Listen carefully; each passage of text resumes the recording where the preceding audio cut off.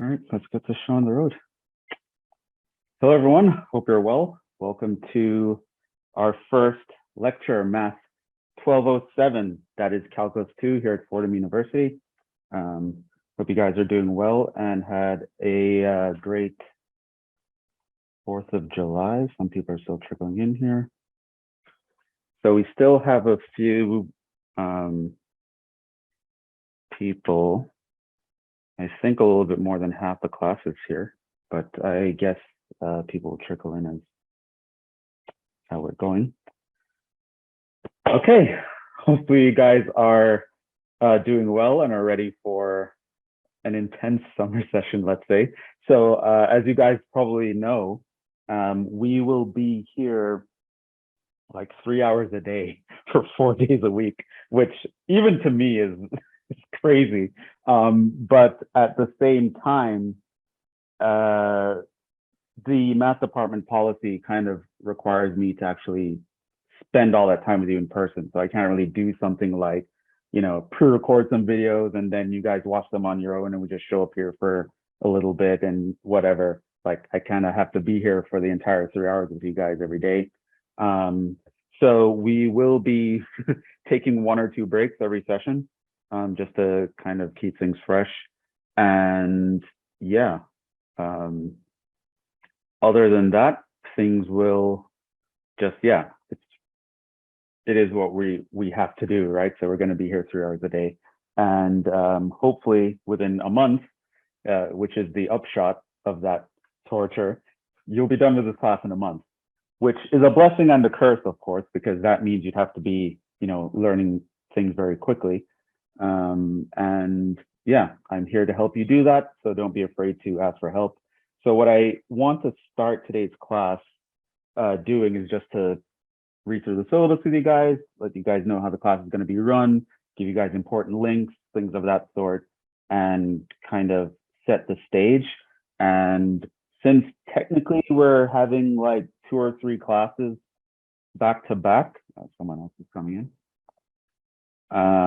We are going to start some lecture material today, which usually I don't do on the first day, but we're going to actually start that today. So it's nice to see you guys with your cameras on, and yeah, don't be shy. Your cameras won't be recorded or anything, so it's cool. And I'd really like it if you guys actually participated. That will make things better for everyone. So let me actually start here by sharing my screen.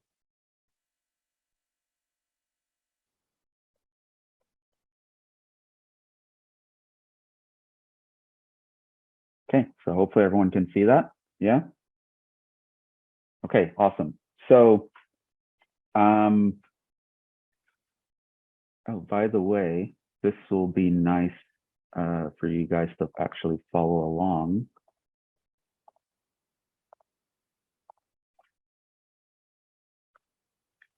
So I pasted the class website in the chat. You guys should be able to open that. And there's going to be a bunch of things on that page, which I'll probably actually talk about. And yeah, maybe I should show you. So I put that in the chat. Let me actually show you the website.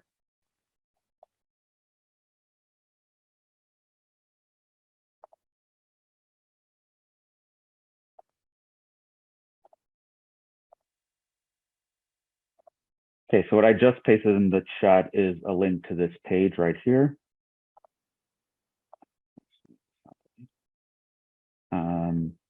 So over time, this web page is going to be updated.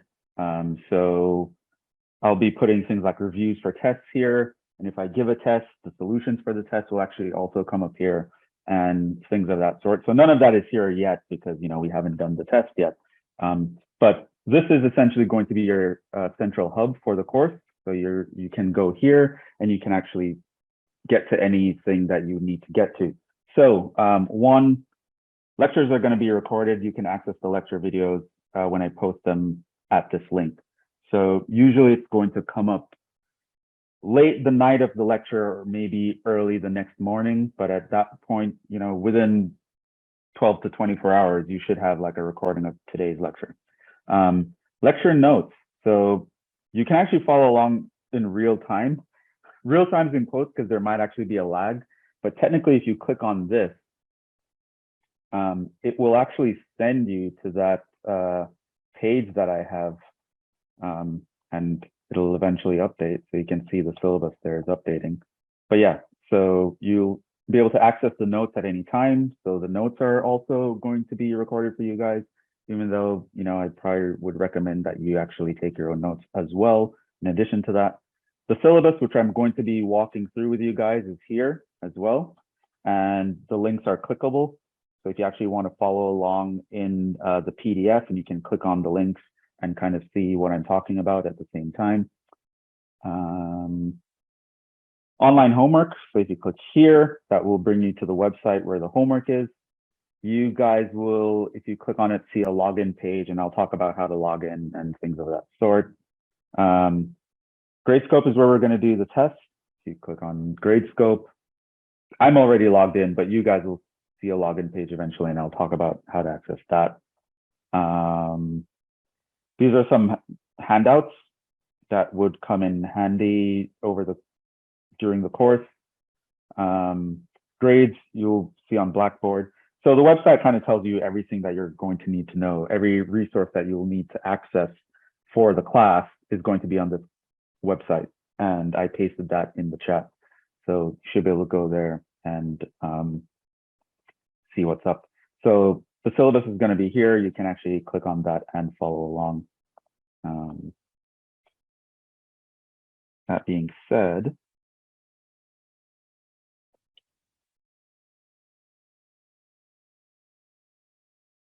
what I actually want to do now is to go through the syllabus with you guys.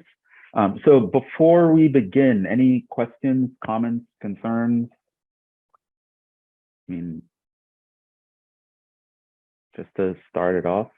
No, we're good? Okay. So questions will probably arise as I'm going through the syllabus. You guys might want to ask me questions about something that I say or to clarify something, and that's perfectly fine. I never really have an issue with, you know, in a math class, people falling over each other to like make a comment. So you don't like have to raise your hand or anything to make a comment. I would just like unmute yourself and just say something, or just type it in the chat. If I'm looking down and writing something, I probably won't see you raising your hand anyway. So you'll probably want to get my attention through like sound or the chat. But yeah, let's actually begin. So yeah, the topics I listed here are a little bit ambitious. I probably won't get to integration by parts, but I'm hoping to actually cover the class intro as well as inverse trig functions and hyperbolic trig functions. And we'll see where else we get from there. So this is Calculus 2. So it's Math 1207 at Fordham University, summer 2022. Those are our meeting times. So Monday through Thursday, 6 p.m. to 9 p.m. Obviously, you guys know how to get here. So you found the link either in Blackboard or via a math email that I sent you. I'll ask you about that as well a little bit later, like which points of contact did you get? Yeah, so those are our classes. Office hours, I just randomly set this time, Thursdays 5 to 6, but I can also meet with you guys by appointment if we just kind of figure out a schedule that works for both of us. We can figure that out as well. So that is my website, but more important is your course website, which is there, which is the same link I pasted in the chat, so you don't have to worry about that. Stewart Calculus, the 8th edition is what we will be using as the reference text for this course. You don't have to buy it. It's actually the same. And by the way, it's actually strange, but sometimes I think buying the full textbook is actually cheaper than buying the single variable part. So the full calculus textbook has the single variable and multivariable calculus in it. But if you buy the full textbook, you'll get both halves, and it actually works out a little bit cheaper. Last time I checked Amazon. But that being said, I don't think you have to buy it.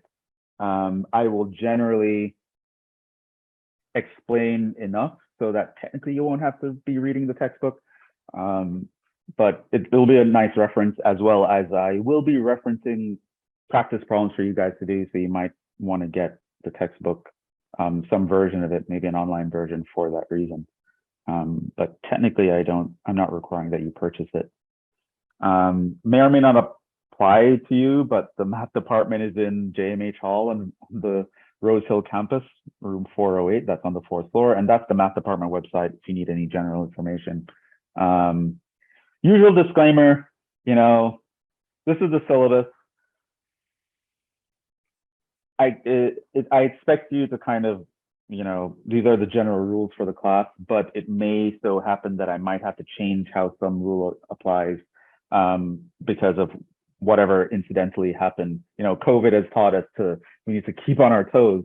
But generally, if any changes are made to the rules or how the class is going to be changed, it will follow 2 guidelines. So 1, I'm never going to change anything that kind of makes your performance in the class worse. So I'm not going to make a change where everybody's grade drops suddenly. So you don't have to worry about that. And I will definitely inform you of any changes that I want to make, even though at this point I don't really foresee making any changes, but I just have to have that disclaimer there. Yeah, I just mentioned that I would give you websites. Generally, I would want to discourage the use of calculators in this class. And whenever I write a test or something like that, you won't need a calculator. If you're doing the homework, some problems might need you to use a calculator, but whenever I'm testing you on something, I would generally write the problems so that you don't need a calculator and you would give your exact answers as the answer to the problem. But someone else is coming in here.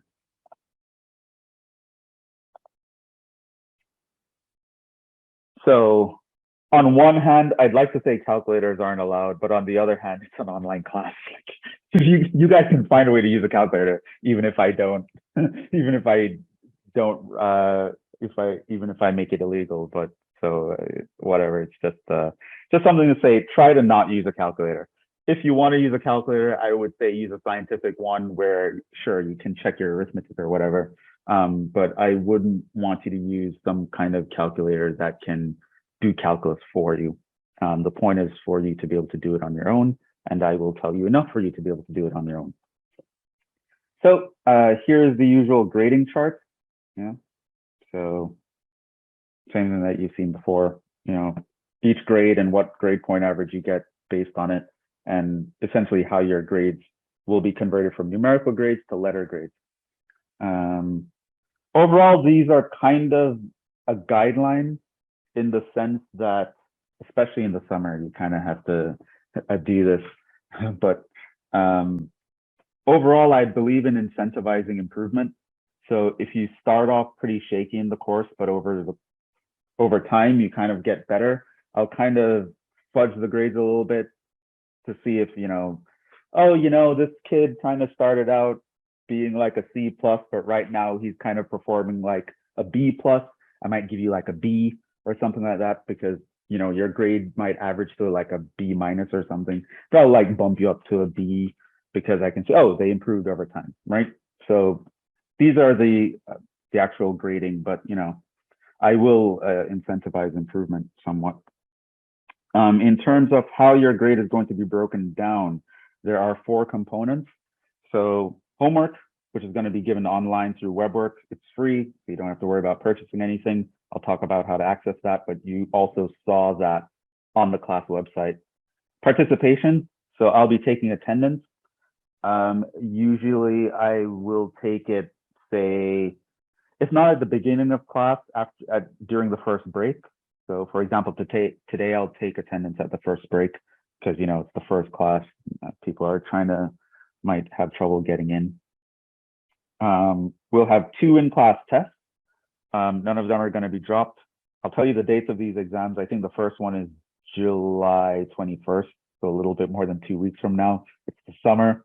And the second one is going to be around August 4th, if memory serves. We'll actually see it later on because I put it in the syllabus. And then you'll have a final exam. So the tests themselves aren't cumulative unless, incidentally so. But the final exam would be a cumulative exam. Makeups, generally no makeup, but if you have to get a makeup, you have to have a very, very good reason for me to give you a makeup. And just remember, just be mindful, it is the summer. So if something happens, it's going to be super hard for both you and me to kind of catch up. So try not to miss any exams. You know the dates well in advance, so try to make sure it works. If you realize that, for example, you have poor internet, just on the exam days, try to be somewhere where the internet is more reliable, all that stuff. So please don't miss an exam. It's going to be really tough to make that up. I already mentioned attendance. I'll be taking attendance. You'll get 5% of your grade based on attendance, which is generous, I think. So yeah, show up and I'll see you here and I'll mark you present and you'll actually get points for that. So just a word about contact, right? So hopefully everyone received an email. We'll get to that later. And hopefully everyone saw the Blackboard announcements that I posted. Generally just be open to contact from me for the next month-ish. So if anything comes up, I'll send out an email to the class or something like that. So just be on the lookout for that. As well as if you need to contact me, please don't hesitate. My email address is here, right? Oh, which I kind of forgot. I just started talking. I didn't even say who I am. Hi, I'm Jhevon. Nice to meet you. So my email is jsmith306@fordham.edu. And yeah, I know what some of you are thinking. That is actually true. I am the 306th J. Smith at Fordham University. Yeah, right? Pretty cool. And yeah, so that's my contact. Don't be afraid to reach out to me via email if you have any issues. Don't put any issues off. We don't have a lot of time. The moment you have an issue, just shoot me an email. Say, hey, Jhevon, I'm having trouble with this. What do I do? Or, hey, Jhevon, can I meet you in office hours at some point? And we kind of figure it out from there. So generally, we will need to maintain a decent amount of contact. Also, feedback is really nice. So it's not something that I would downgrade you for giving me. So if something is or isn't working for you in the class, I want you to tell me about it. Maybe we can figure something out. Just make sure it's constructive. So don't just be like, your teaching sucks. Be like, your teaching sucks because, you know, you don't do this, you probably should do that. You know, we can have a discussion and kind of figure something out. Homework, as I mentioned, it will be done via WebWork, which is a free platform. You don't have to worry about it. You can access it by clicking the link in the syllabus that's going to be here, or by going through the main website that I gave you. Oh, which I think, since some students came in after I started talking, you probably didn't get that. So I'm reposting the course webpage URL in the chat. So you can click on that, you can access the syllabus. You can also access your homework and everything. So all these links in the syllabus, they're also on the page. Okay, awesome. So homework is there. The homeworks are all due towards the end of the class. So I believe all homeworks are due around August 2nd or something like that.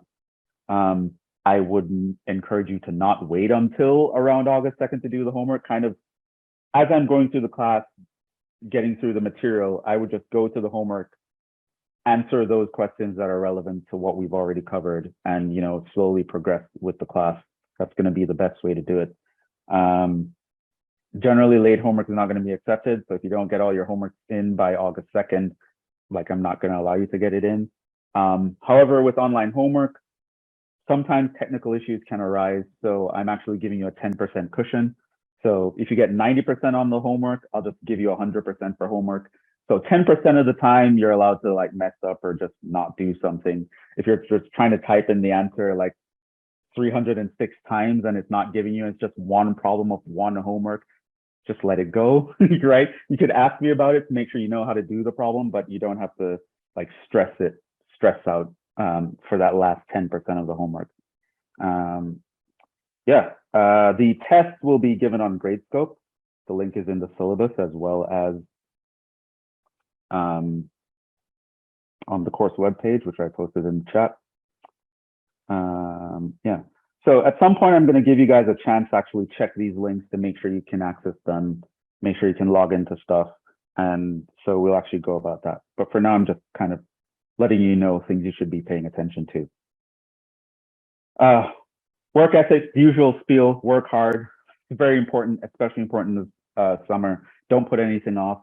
Start working hard from day one, because if you fall behind in the summer, like catching up is going to be next to impossible.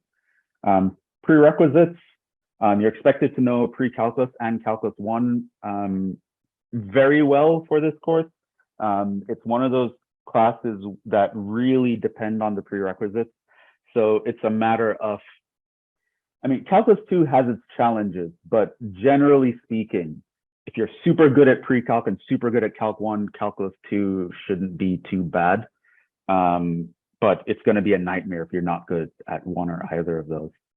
The difference with, the main difference with between calc 1 and calc 2 in terms of how you might experience it, I would say is that calc 2 is a lot more about drills. So you'll discover less conceptual things, but it's more about, here's how we solve this kind of problem, and you have to know how to solve a bunch of problems of that type relatively quickly, relatively efficiently, correctly, and so on, right? So calculus 1 introduced a lot of ideas. Calculus 2 uses those ideas, and we learn how to solve different problems. So at the end of calculus 1, you started to learn about integration. Calculus 2 continues that, so I'm going to teach you a lot more about integration. You're going to find out that it's a lot more complicated than differentiation, but at the end of the day, it's like me teaching you a bunch of techniques and you're learning those techniques. So it's a very toolbox kind of course where I give you the tools to solve a bunch of problems. And so it's kind of like, it will be very similar to doing drills in that sense. Whereas calculus 1, you're talking about, oh, here's what a derivative is and what it means, and here's what it can tell us, and here's how you apply it. Calculus 2 is more of, here are the problems, here's a list of problems, solve them, right? But if your basis of calc 1 is good and your pre-calculus is good, which means you're good at algebra, you can simplify stuff, you can factor stuff, you can solve equations, you're good at manipulating mathematical symbols, it shouldn't be that bad. But yeah, so in case you need to brush up on that, so I made some links here to my web pages for when I taught calc 1 and pre-calc, which are also have recorded lectures with them. So if you go to these websites, you'll see a website like the one you have, but for calc 1 and pre-calc from when I taught them. So if you want to think about what I expect you to know from calc 1 or pre-calc, you would go to my course website. You can see my exams, you can see my lectures, you can see everything that I taught my classes. So I would roughly generally expect you to know the same stuff. And I'll talk a little bit more about that later. Okay, good time to pause and ask for questions, I suppose. Any questions so far?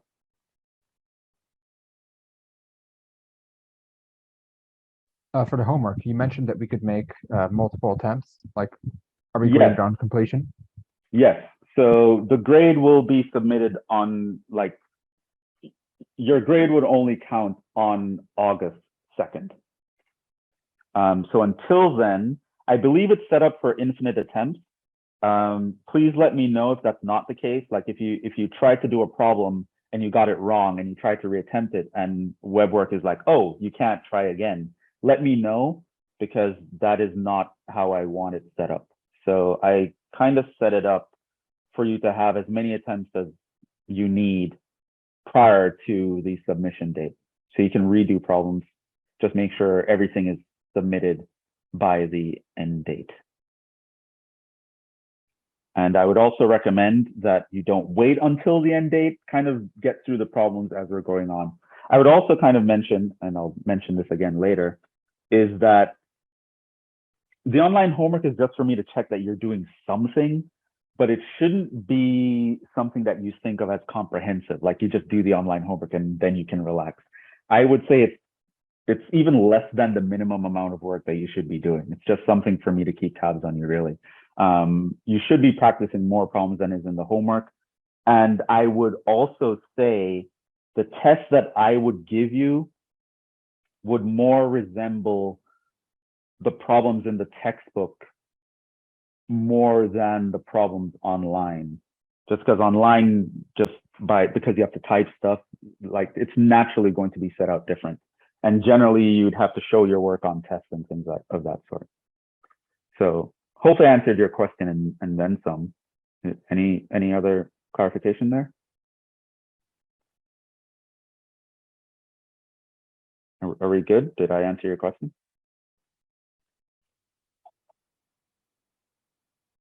Yes, you did. Thank you. Oh, okay, cool. Yeah.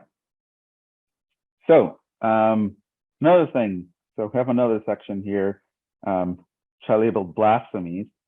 So these are some mistakes I want to go over,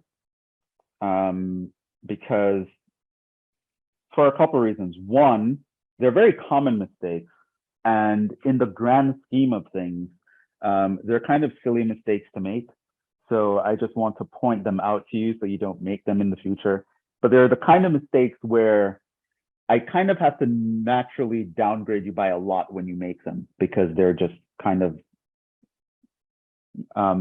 pretty ridiculous to make.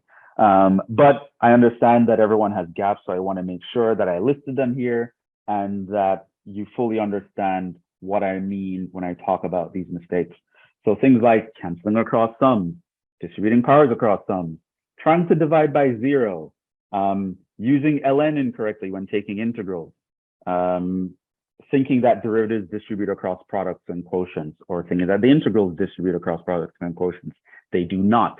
So I want to make sure that you know that. And little things like not using parentheses properly, which on one hand, if you leave off your parentheses and you kind of get through the problem correctly, I probably wouldn't penalize you. But on the other hand, if you get something wrong because you didn't use parentheses, so you forgot to multiply something out, I'm going to penalize you heavily for that.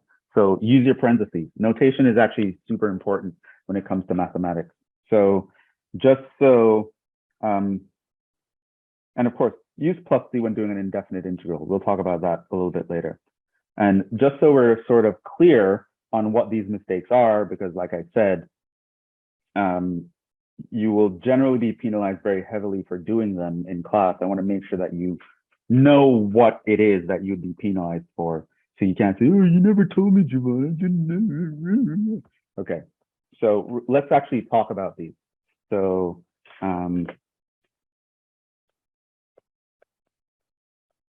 things to never do. It's been so long since I've written down on this thing. Okay, so I feel shaky.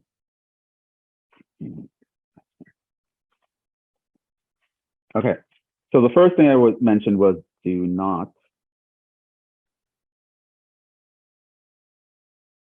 cancel across sums.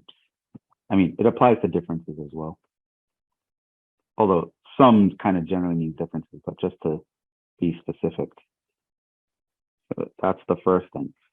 So what do I mean by cancel across a sum? So let's say you're working out a problem, right? And you get to a point where you're like, okay, you get to a point where it's like 2x plus 1 all over 2. And you're like, oh, I can cancel the 2's. No, you cannot cancel the 2's. This is what's called canceling across a sum, because there is a sum here. This is a sum. You cannot cancel.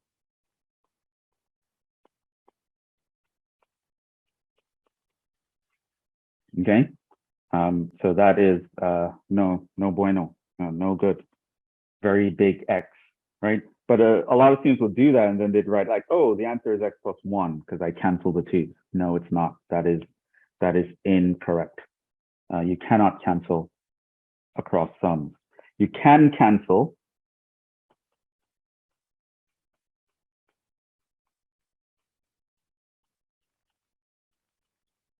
across multiplication.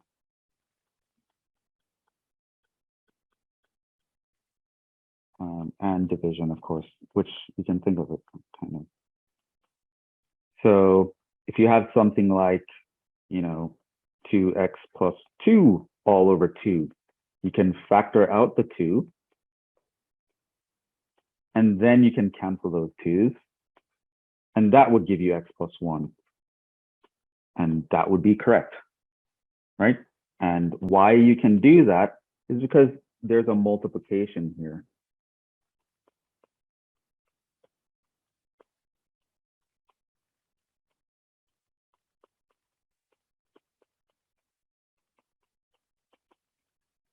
Okay, so because it's 2 times something, you're allowed to cancel 2 because of the times. If it's 2x plus something, you can't cancel because of the plus, right? You want to think of addition and subtraction as like separated quantities, right? Like you see an x plus 1, you think of that as 2 separate things being added together. You can't really cancel when everything is like separated. Multiplication and division are like joining quantities, right? So if you have 2 times something, you can like slice off the 2, okay? So that's canceling across sums. Don't do that. Not good. Another thing that I expect you not to do not distribute powers across sums.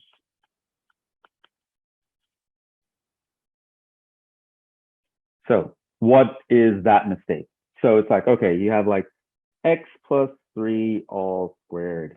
And then you go, oh, I know what that is. That is x squared plus 3 squared equals x squared plus 9. No, that is not x squared plus 9. That is incorrect, right? You cannot do this. And you cannot do that because there's a plus sign here. You cannot distribute powers across sums, right? So what is this, by the way? X plus 3 all squared. X squared plus 6x plus 9. Correct, right? Because, you know, that is the right answer. There are a few ways for you to know what that is, but generally I would just expect you to know this formula.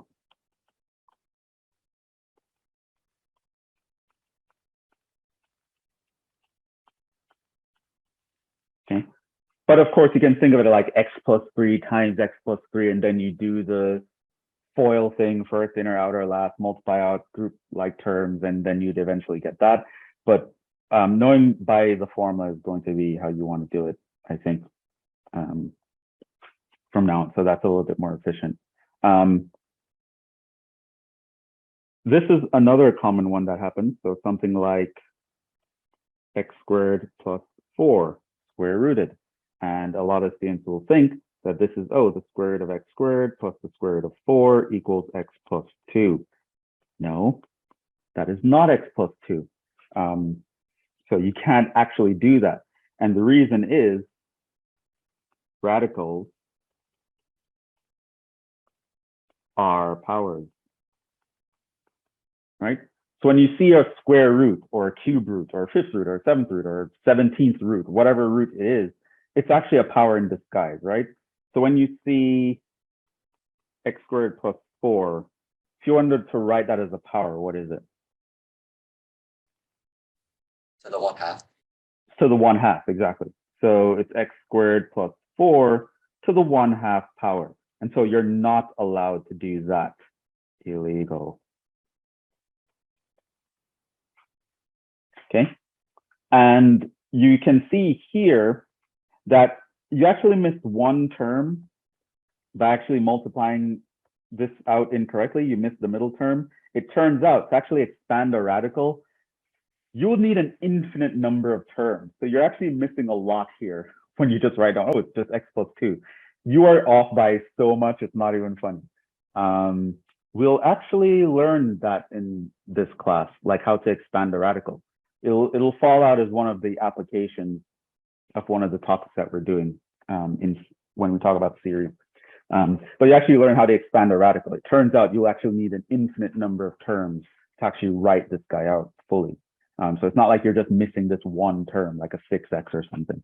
It's actually very much more complicated. So I see it with radicals all the time. It's a very common way. But you should know that you can distribute powers across multiplication and division.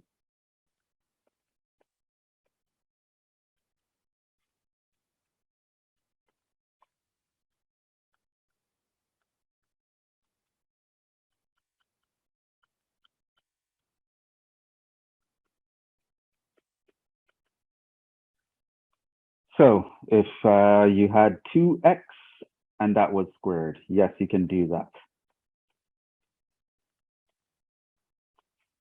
That is correct. And if you had something like the square root of 4 over x squared,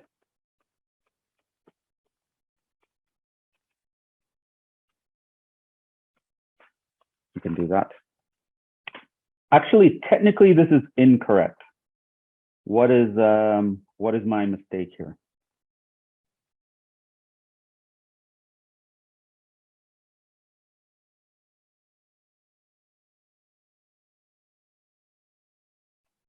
Does anyone notice a mistake? What's wrong with what I just wrote down?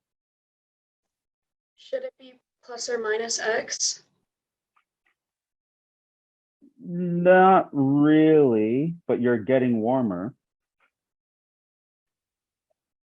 Like if I wrote down plus or minus x, it'll be too vague. How can I?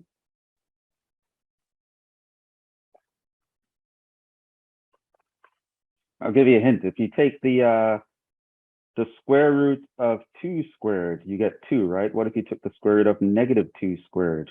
You also get 2. What does that remind you of? Absolute value. Absolute value. So I'm missing an absolute value here. Square root of x squared is actually the absolute value of x, right? It'll always return you a positive value, a non-negative value, right? Of course, here we're assuming that x cannot be 0, but so this is actually equivalent to saying the absolute value of 2 or the absolute value of negative 2, where the absolute value of x, yes, you can think of it as a plus or minus, but you want to think of it as plus x in the case where x is positive. It's 0 in the case where x is 0.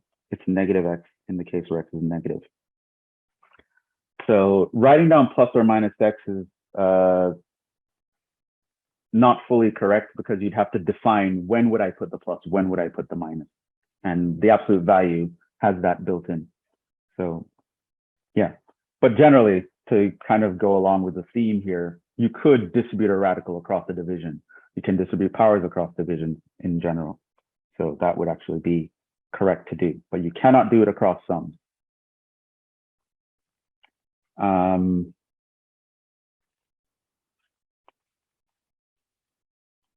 Third.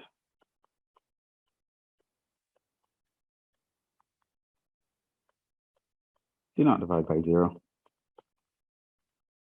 right, so if you have 1 over 0, it's gibberish, it's meaningless. Right, so you can't say it's 0, you can't say it's infinity. It's nothing, it doesn't mean anything. What you did learn, but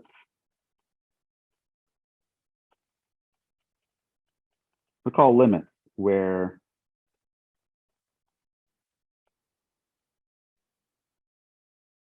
we can get close to dividing by 0, but you never actually get there. Right?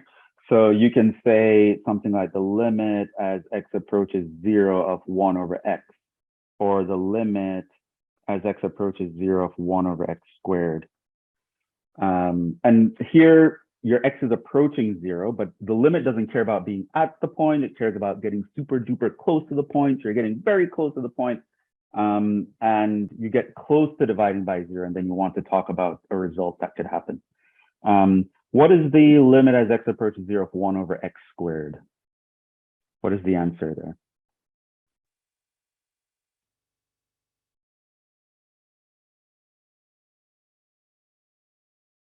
Infinity. It's infinity. What is the limit as x approaches 0 of 1 over x? Infinity. It doesn't No. exist. Does not Because exist. the one-sided limits don't agree.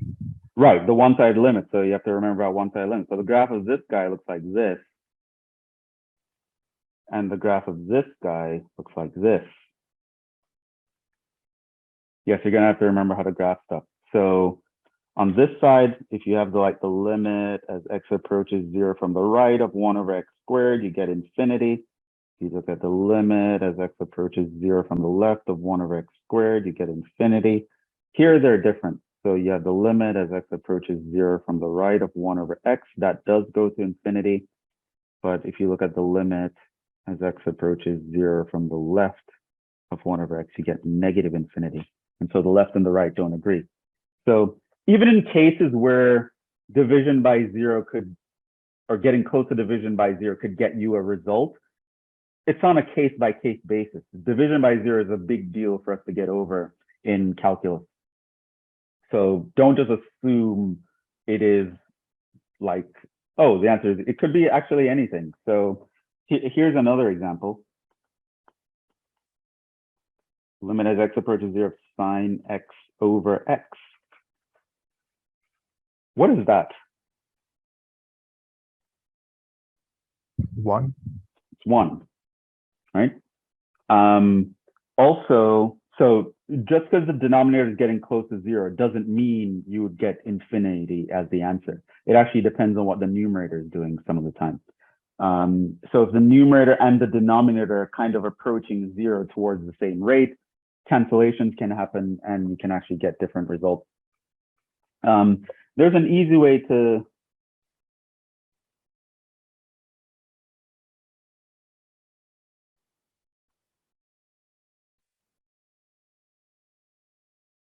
now, the first time you saw a limit like this, there was a geometrical proof that went along with it, which, you know, it's cool and all, but it takes forever, right, to set up. So there's actually a nice way that you probably learned. So it's called L'Hopital's rule.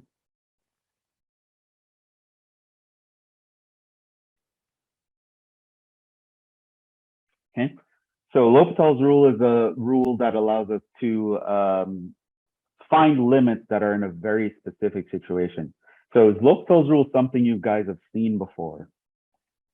Okay, so I see some people nodding their heads, not sure about everyone, but basically it talks about, this leads to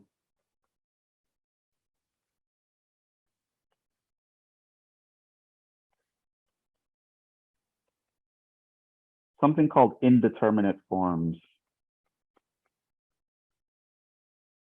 So there are about 7 of them. These are limit forms.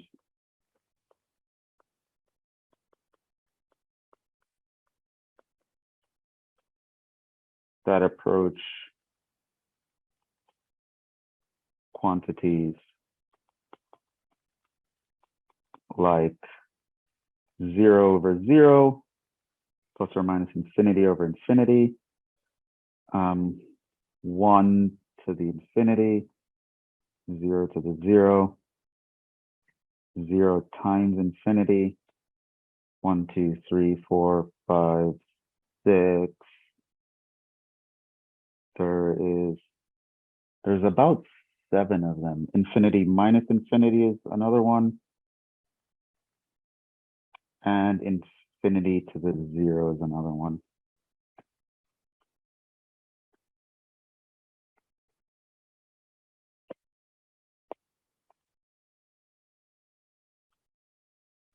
So these are called indeterminate forms because you can't trust them, the results at face value, right? So 0 over 0, of course, you know, divided by 0, you know, makes no sense. But if you 0 multiplying the numerator, you're like, well, 0 times anything should be 0. But I'm dividing by 0 at the same time. So this can go either way. It's an indeterminate form. I don't know what it is. I can't determine it based on face value.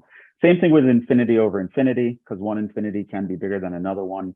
Same thing with 1 to the infinity, because if the base is 1, you think that the answer should be 1. But if you're raising something to the infinity, well, shouldn't it get infinitely big, right? Same thing with 0 to the 0.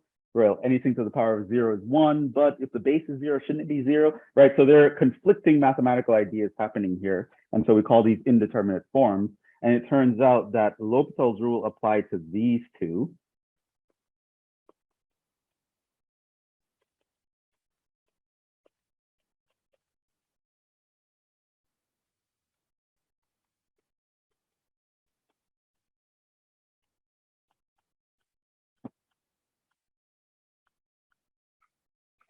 Right? So the idea is for the other one, you might have to manipulate it algebraically so that you can apply L'Hopital's rule or do something else with them. But L'Hopital's rule only applies to these two. So with the sine x over x situation, notice that the sine was approaching 0 and the x was approaching 0. So you have this 0 over 0 idea. Right? And so this was a situation in which you could use L'Hopital's rule. So basically the rule says the following.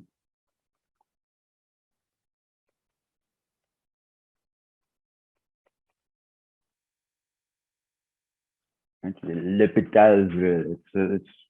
It's French. I don't. L'Hopital isn't the guy who came up with the rule, but he was, I guess, a patron of the rule of some sort. And yeah, so it's called L'Hopital's rule. And you have to say it with the French accent when you're doing it, or you'll get it wrong, right? You have to either say L'Hopital's rule, or you say taking it to the hospital because it's French for hospital. But the idea is if the limit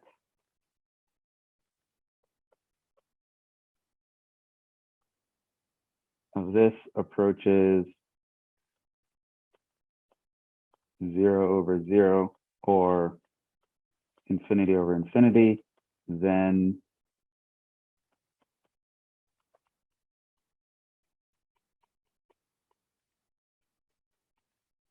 that limit will give you the same result as if you take the derivative of the top and divide by the derivative of the bottom.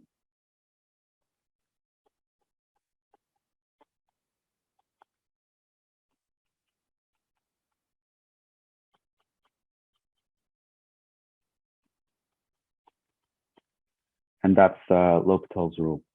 So as a silly example, sine x over x, you apply L'Hopital's rule, this is going to give you the same answer as taking the derivative of sine, which is cosine, over taking the derivative of x, which is 1. And we know that cosine of 0 is 1, so the answer is 1. Okay. So L'Hopital's rule is something that goes both ways. So I know a lot of students encounter L'Hopital's rule in Calculus 2. However, I taught my class L'Hopital's rule in Calculus 1. So I kind of expect you guys to know it, right? Which, like I said, the rule is basically this. So if you know how to take derivatives, it shouldn't be a big deal. But you can, if you need, like, if you want to see how I taught it and see me do a bunch of examples, you can actually check my lectures for Calculus 1, Math 1206, which I did put in the syllabus. Yeah, here. Right. You can find all my materials to Calculus 1 there. So that's L'Hopital's rule. So you can have situations where you sort of get a result when there's the 0 in the denominator, but the truth is there isn't really a 0 in the denominator. You have to take a limit approaching that 0 and see what happens. Yeah. Here's another common one. This is item 4.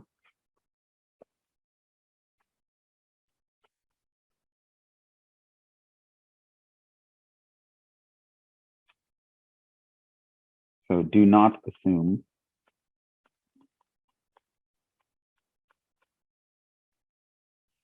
that if you want to take the integral of 1 over something, that the answer is going to be ln of that thing. This is actually incorrect. So in Calc 1, you learn the following rule. So you learn that the integral of 1 over x is ln of absolute value of x plus c. And that's a rule. That's actually correct. The mistake comes in when students kind of think that this is something that always applies universally when you don't have an x, but the truth is it doesn't. Like, you need sort of a constant over a linear function for this to be true. So to say that, oh, the a mistake would be for someone to say something like, oh, if I have 1 over x cubed, that must be the ln of x cubed. But no, that's not true. That's not actually the case. By the way, how would you integrate 1 over x cubed?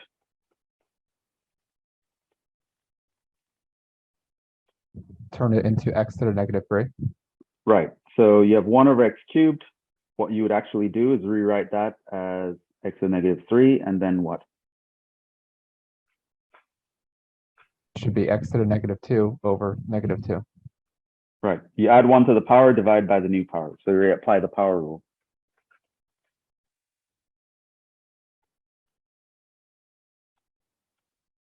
So the power rule says x to the n dx is x to the n plus 1 divided by n plus 1 plus c when x is not equal to negative 1. If x equals negative 1,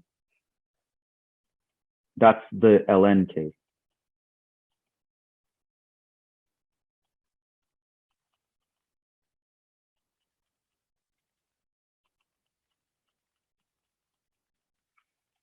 And so that would have been proven to you in Calc 1 at some point.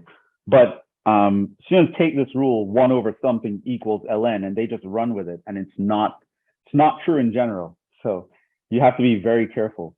There are times when an ln shows up, even though it doesn't look exactly like the 1 over x case. But whenever that happens, the truth is it's because you can actually do like some sort of substitution to transform it into that way. So here's another example.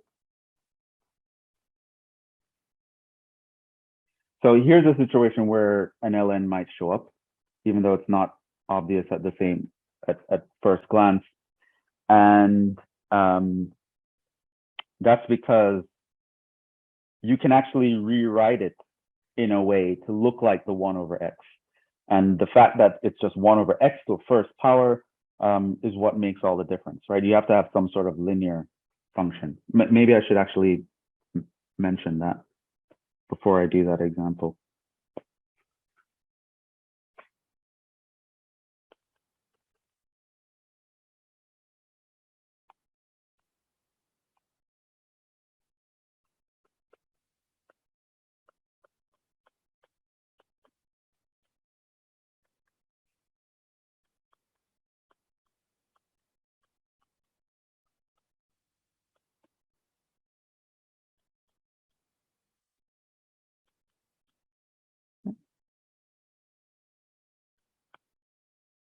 So for example, if you have the integral of 1 over ax plus b,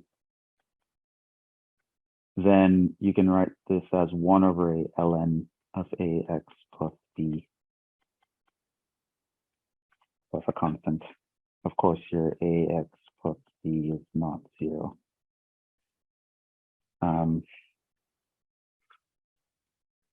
So let's say I had this integral here, e to the x over 1 plus e to the x. How would we actually go about doing that?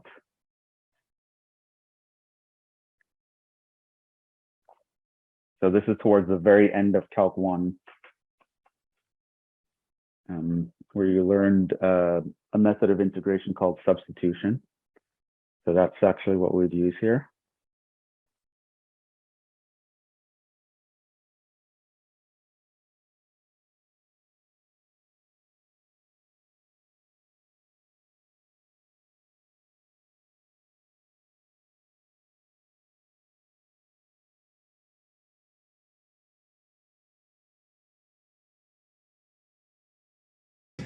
Would you set u equal to e to the x? Okay, if you set u equals e to the x, then what? And then do the integral of u over 1 plus u? Is that enough? Or no, would it be e to the x plus 1? That's a better one. And then Sorry, what? it's like really loud in here. Okay. But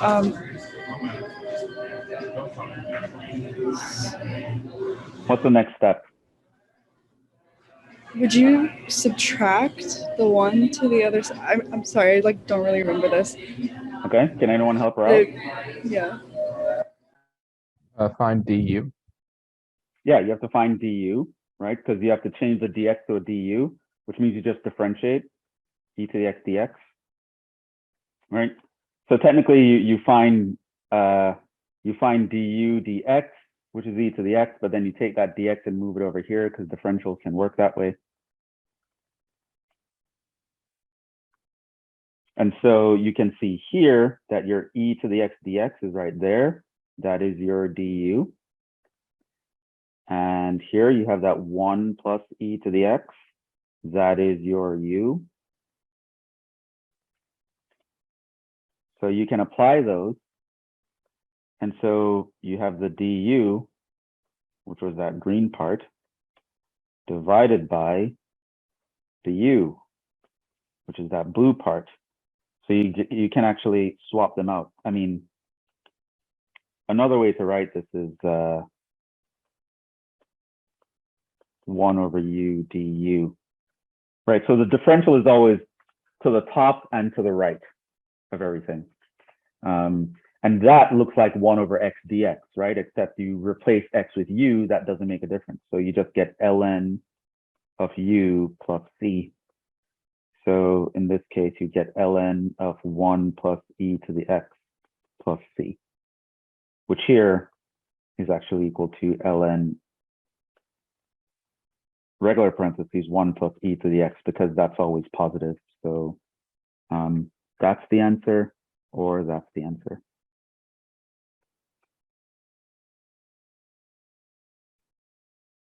Okay. So an ln comes into play here, but it's because you can do a substitution to get something that looks like that integral of 1 over x rule, right? So expect you to know how to use the ln rule for integration, right? Don't apply it when it doesn't apply, like it doesn't apply here, but it would apply to anything like this, would apply to anything like this, and it would apply to anything that via substitution, you can get it to look like one of those guys.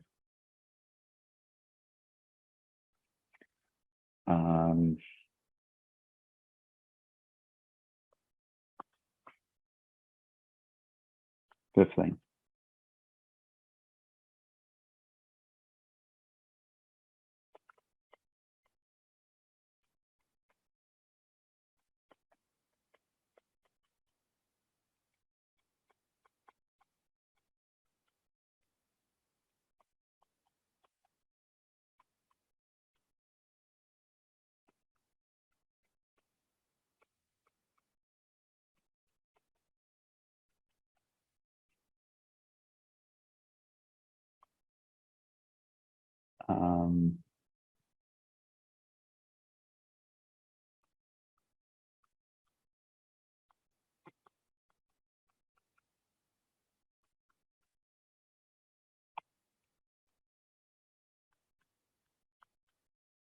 Don't distribute derivatives or integrals across products.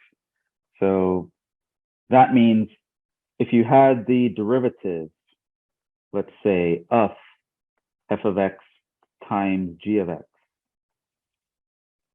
it is not the derivative of the f times the derivative of the g, right? Because you can't do this, right? So that's illegal.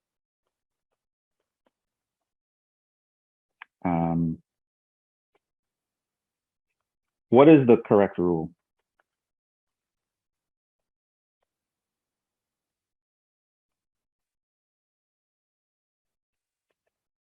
How would I differentiate something like that? You would use power rule or product rule, I'm sorry. Product rule, yeah. So what would it give me? So f prime of x times g of x plus f of x times g prime of x. Right. So you have to go through this whole rule, right? With integration, it's actually the same thing. So if you have an integral of f of x, g of x, it's not this. You can't just integrate the f and then multiply by the integral of g. That is incorrect. right? Just like how derivatives have a product rule, integration also has a product rule, kinda. So that's actually something we're going to learn. You didn't learn that in Calc 1, generally speaking. That tends to be something that you learn in Calc 2. So we're going to go over that. Sometimes I teach it in Calc 2, in Calc 1, sometimes I don't. So I'm not going to assume you know that. But yeah. Also, the same thing holds for division. So the derivative of, say, f of x over g of x, that's not the same as just differentiating the f and then dividing by the derivative of the g. Yeah, that you can't do that, right? So there's a quotient rule that you can go through, which is just another way of rewriting the product rule, to be honest, right? But and applying the chain rule at the same time. Same thing with integration. So if you have the integral of f of x over g of x, it is not the same as just integrating the f and dividing by the integration of the g.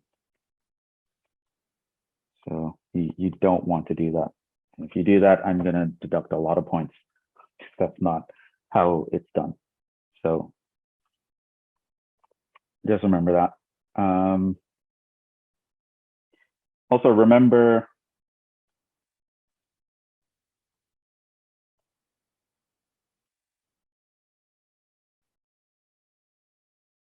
for plus c for indefinite integrals.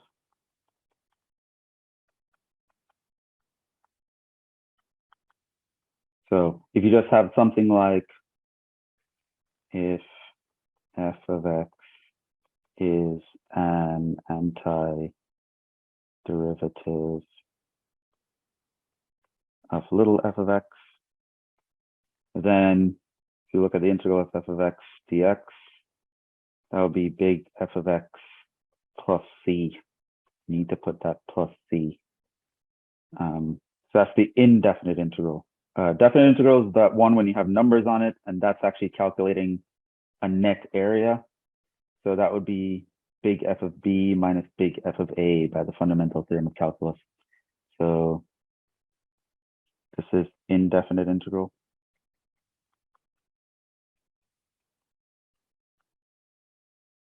And this is what's called a definite integral.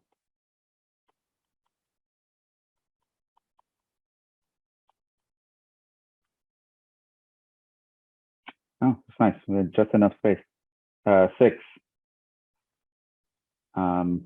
Do not neglect proper notation and proper use of parentheses. So I'll just say that I assume everyone knows when to use parentheses, and just, yeah, don't be sloppy and actually use them.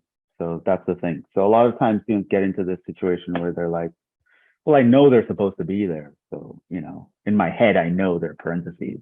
The thing is, sometimes you're working on a very long problem and you lose track of these imaginary parentheses, or, you know, you're in a test and you're like freaking out. You forget the parentheses.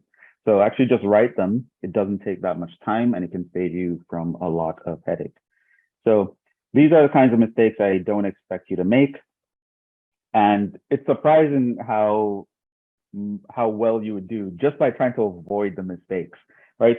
So a part of doing well doesn't just mean you should be doing what you should be doing, but you should know what to avoid doing. And a lot of times when you know, oh, I'm not allowed to do that, the right thing to do kind of is just more following your nose kind of thing. Well, I know all the mathematical things that are allowed and what's not allowed. So when you avoid the things that aren't allowed, you kind of end up with only the things that are allowed in the first place. And so just being aware of both are important. So don't cancel across sums. Don't distribute powers across sums. Don't try dividing by 0.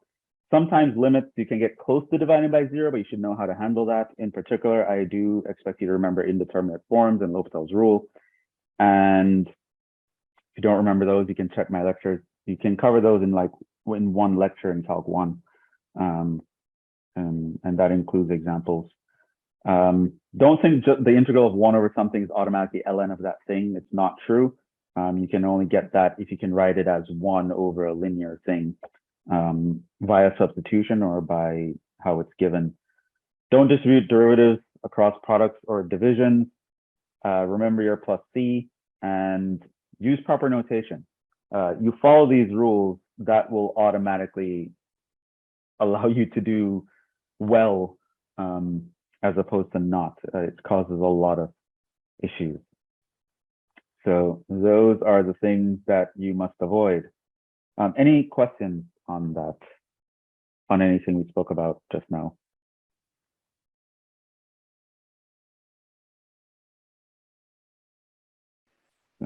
Just a quick question. It's more general than specific on what you just showed us, but so those were like the class notes, and then those will be posted on the website,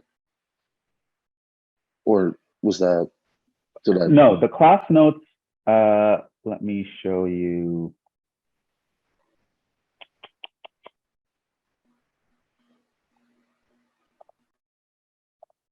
So did you come in when I shared the link in the chat? No, I was here from the start, from when you shared it the first time. Yeah.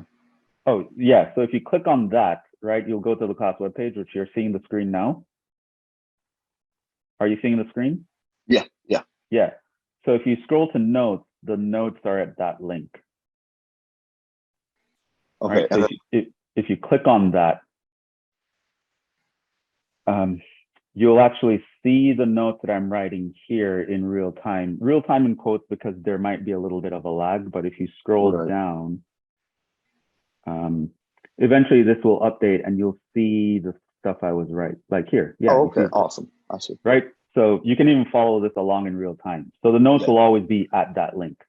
Okay. And you'll be able to scroll through the lectures here, right? So you can go to, lecture 1, lecture 2, lecture 3. And after I give tests, I think I'll post the solutions here too. There will be another tab that shows up here, which solutions to test. But yeah, the notes will show up in this here. So that's everything we're doing. You know, it just might take a little while to load, but it's going to be there. Yeah, so just check that link.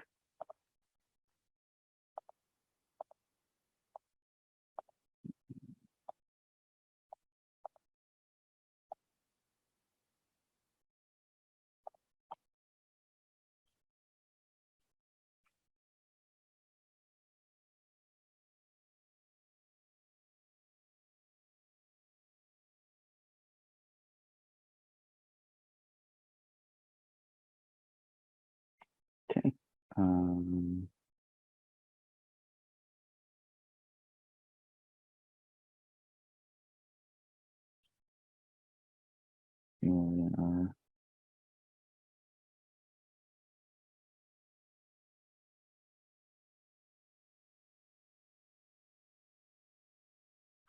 Okay, so on the next page, continue on that page. So help, right? Too many resources to help. First, there's me. Online tutoring tends to be available through the dean's office or the math department. I haven't gotten any specific information about that yet, but I will try to find out in the next few days to see if there are any specific links I could give you or any specific instructions. So I'll update you when I hear about that. But there are other online resources available, like mathhelpforum.com. Scrolling down to the next page. Wolfram Alpha, which is great. Symbolab, which is great. So you can actually type in math questions into this and it'll help you answer them. Maybe I can actually. No, you guys have seen Wolfram Alpha before, right? And Symbolab and all that stuff. Okay, so I don't have to do. Right, graph.tk can help you graph stuff. Desmos.com as well. Your classmates are also a nice resource. So if you anyone is willing to say start like a study group with the other members of the class, guys can let me know and I'll set that up, right? I'll share your emails or whatever. I don't want to do that without anyone's permission. But if anyone was like, hey, Jhevon, you can give the class my email and say, if you want to have a study group, just reach out to me and I'll make sure to actually set that up. So your classmates are also a different resource. But, you know, at the end of the day, I can be your first stop. So if you are confused about something, just reach out to me, shoot me an email. Senior disability services.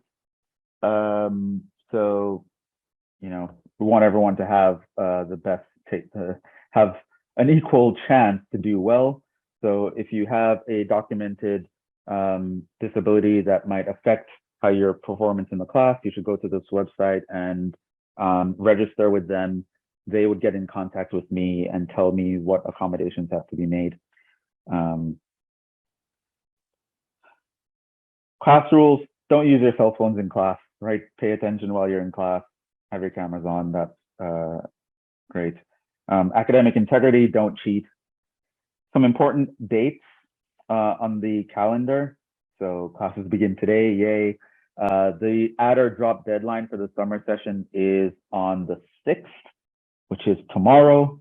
So by tomorrow, you should be sure that you are supposed to be in this class based on your major, and you should add or drop it, or if you want to add or drop another class, tomorrow is going to be the deadline when you can actually do that.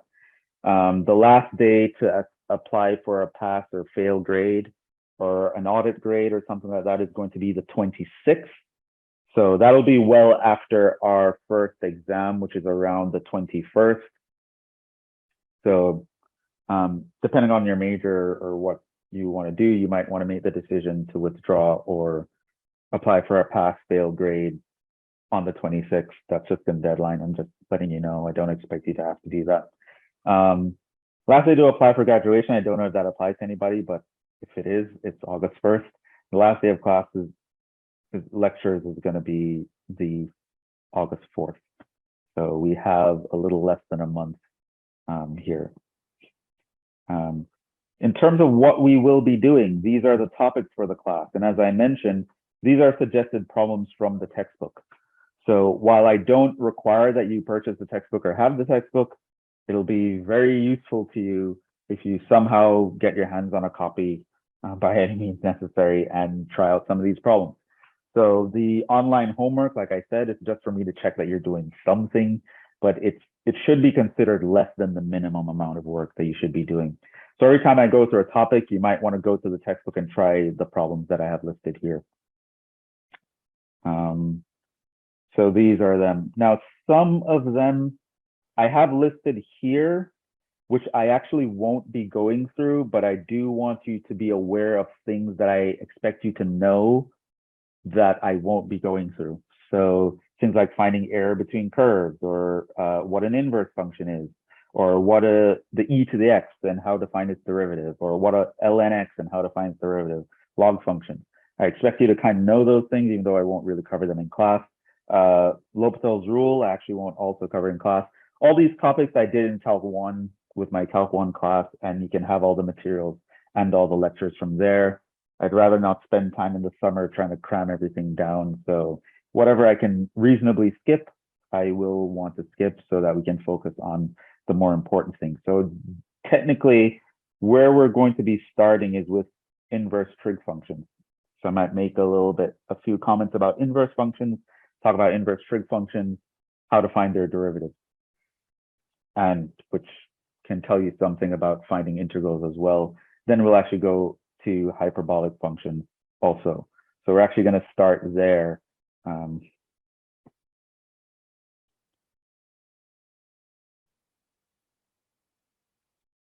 Later on today, after a little break.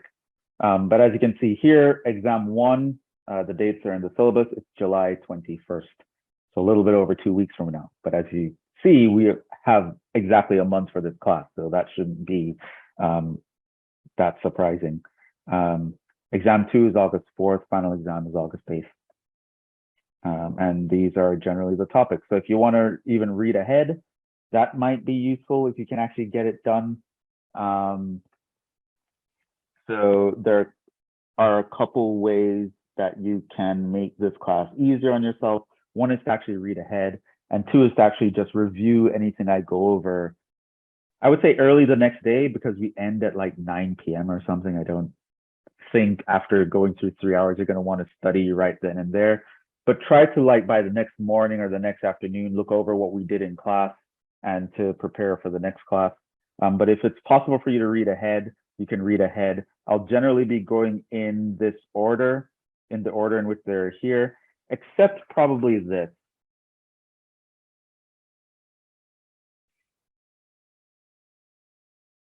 So I might move these towards the end, but I'll let you know if I do.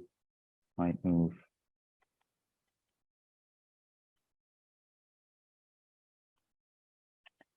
This is one of those topics where traditionally it's taught in Calc 2, but on the other hand, it's kind of a waste of time in my opinion, because you learn this and once you learn it, you actually never use it again ever. Like you go to Calc 3 and you find a much more efficient way to do volumes and you never use this stuff again. But if you look at the official Calc 2 syllabus, it's there.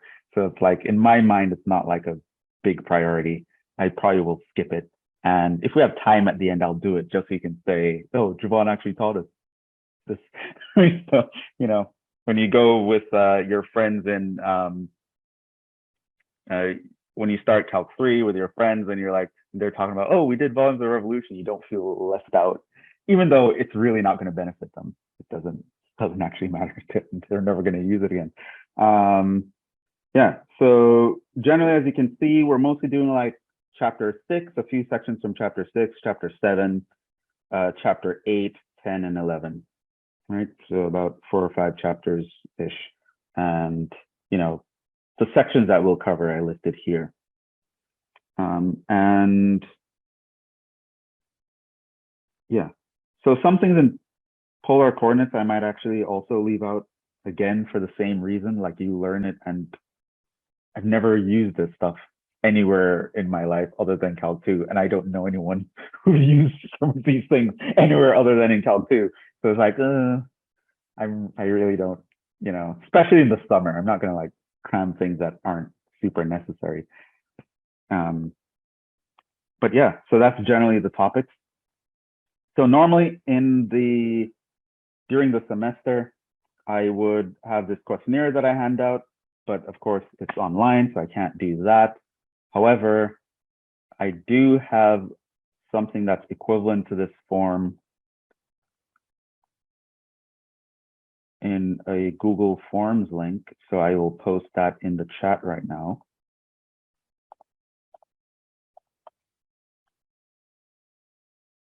And you can actually fill out this questionnaire. So what we will do at this point, we're going to take a break. So today we're just going to do like a relatively large break in the middle, just to make sure we have things set up. But I may or may not change that up with the other lectures. So we can either do like one big break in the middle, or I can have like 2 breaks, kind of break the class up into thirds, like 1-hour chunks, and you have 2 small breaks or 1 big break.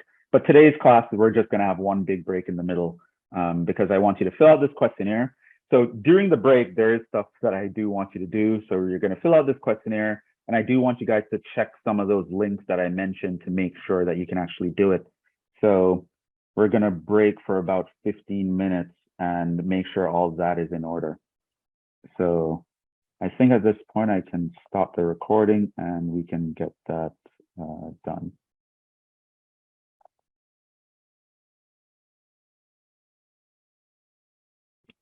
All right, welcome back. Let's actually get things started. So how do you guys check on some things during the break? Make sure you can log into web work and things of that sort. If you have issues with that, make sure to shoot me an email. I saw some people in the chat, but just in case I don't forget, just in case I lose the chat or forget, then just email me and make sure. I'll fix the issue and email you back, let you know it's been fixed, and you can actually try again. But yeah, we went through the syllabus. Hopefully you kind of see how things are going to be run. And I actually want to get into some material. But before that, any questions, comments, concerns before we get started about anything that I've said so far? Anything that's not clear?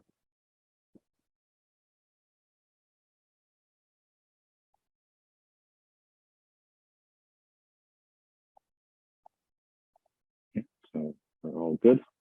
I assume we're good.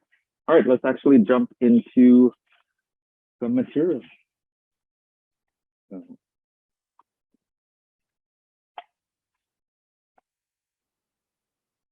I guess I want to start by, I'll mention a few things from 6.1, but not generally we're skipping it and go into 6.6. So I'm going to talk about inverse functions.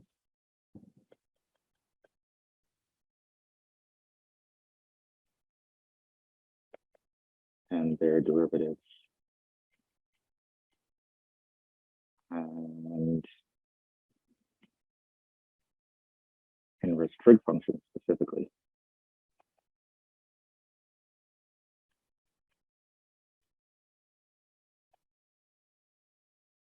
And their, well, mostly derivatives, but I will talk about some integration, so, and their calculus. So,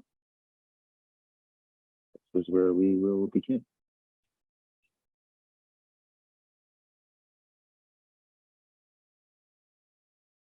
Okay, so generally speaking, I do expect you guys to kind of know about inverse functions and what they are, what they do, how they work, but I'll just mention a few things before we move on, right? So,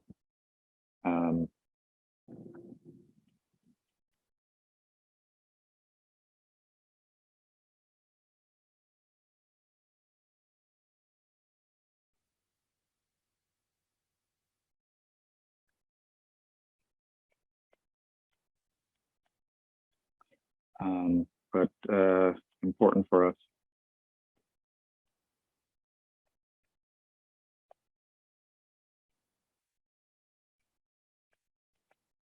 So what do I expect you to, the really key points about inverse functions that I expect you to remember, right? So one, if f of x and g of x are inverses of each other,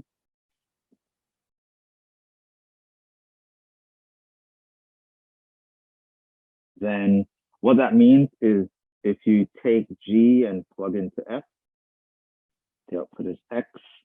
This will work for all x that's in the domain of g.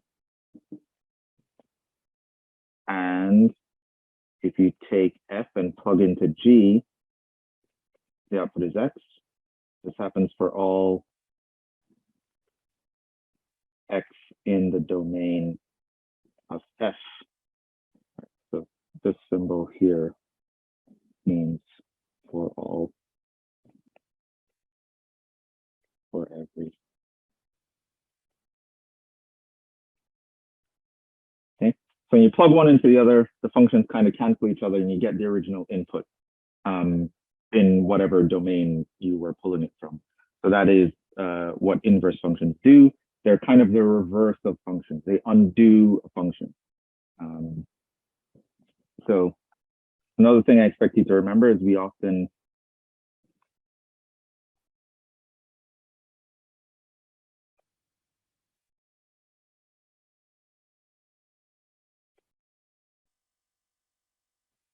with a -1 power. We often denote them with a -1 power. Though it doesn't function.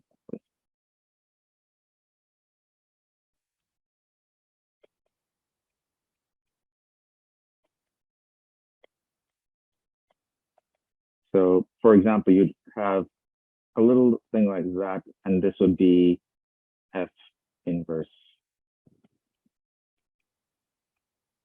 or the inverse of f.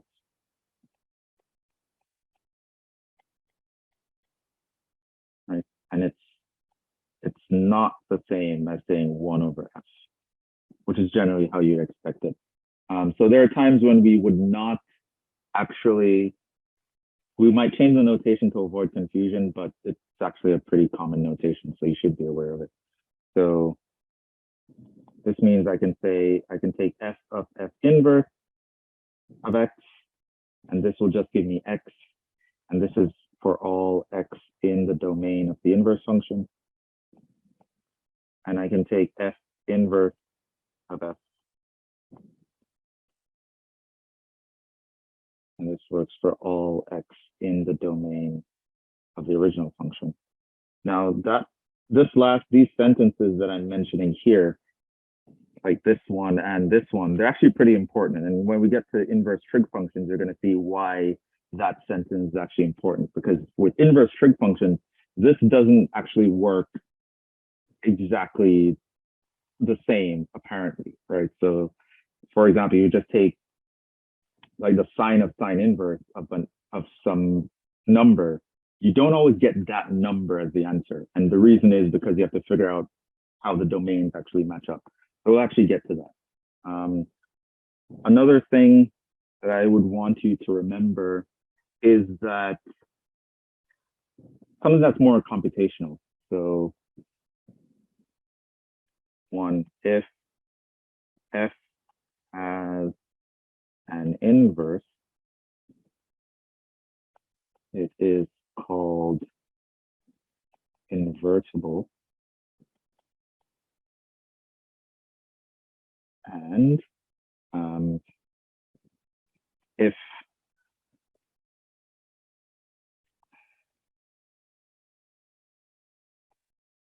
you have that f inverse of y equals x, this means that y equals f of x. So you can actually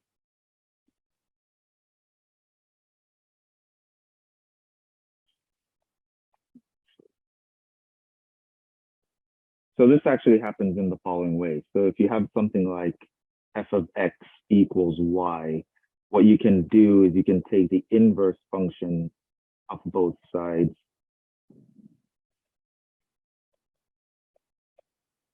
And so on this side, it just becomes x.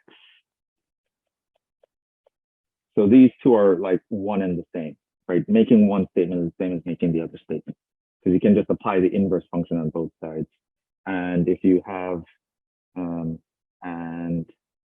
x equals some inverse function, then what you can do is you can take f of both sides.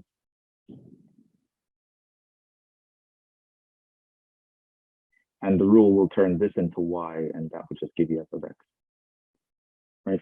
So this idea that you can use the inverse function to rewrite an equation to change the subject of the formula from the input variable to the output variable, or vice versa. You should be aware that that is something that you can do with inverse function. So there are things that you should know about inverse functions, like for a function to be invertible, it has to be one-to-one and onto. You have all that stuff, but I'm not really going to go over it. But it does apply here. And when it comes to trig functions, I just want you to be aware of how it applies. So let's look at inverse trig function.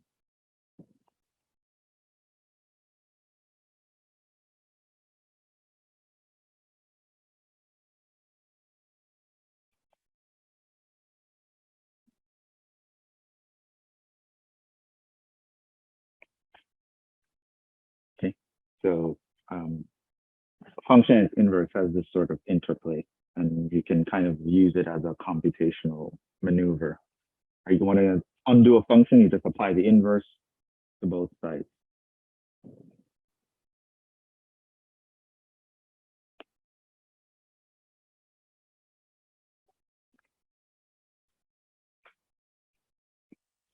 Okay, so what you need to know about trig functions is that they miss one of the important properties of inverse functions, or functions that are invertible. So to be invertible,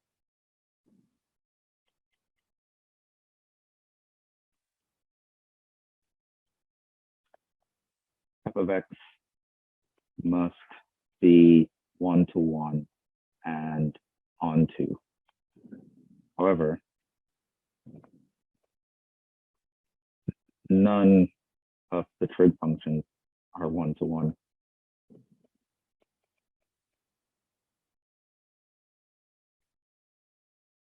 And most are not onto.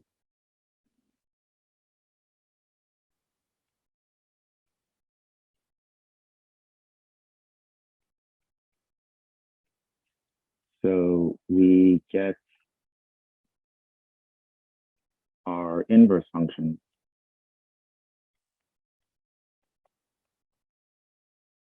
by restricting the domain.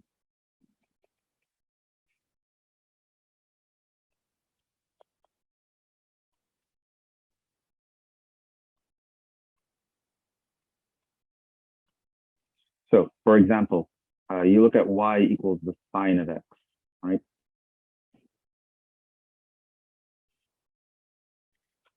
This guy looks like this, and it goes forever in both directions, right? So we know that something is one-to-one means it passes the horizontal line test. So any horizontal line should touch your function exactly one spot, at most one spot. However, of course, if you draw a horizontal line, you will touch the sine function. It's possible to touch the sine function at infinitely many points. So this is actually an issue. So what you, so here, you realize fails horizontal line test.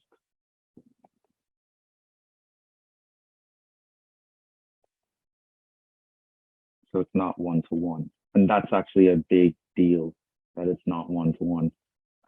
Same thing happens for cosine.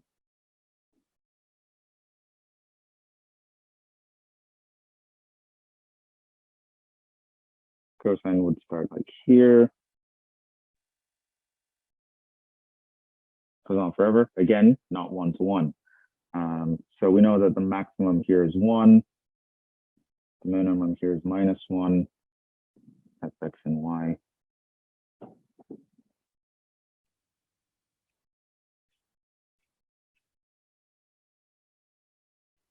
If you look at the tangent function, you see the same thing. So tangent function has a bunch of vertical asymptotes, each occurring at an odd multiple of pi/2, and it looks like this.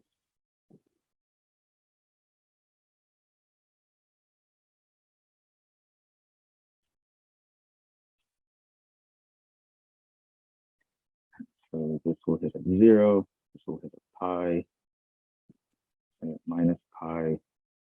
Every integer multiple of pi. So your trig functions look like that, right? And you'll realize that none of them pass the horizontal line test.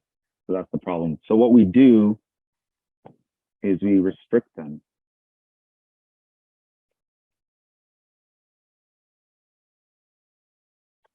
So you go to the sine and you pretty much pick a principal part of that sine function that you're going to invert. So for the sine function, we pick the part here that's between pi/2 and -pi/2. Okay, and so that's going to have an effect up here where I mentioned the domain.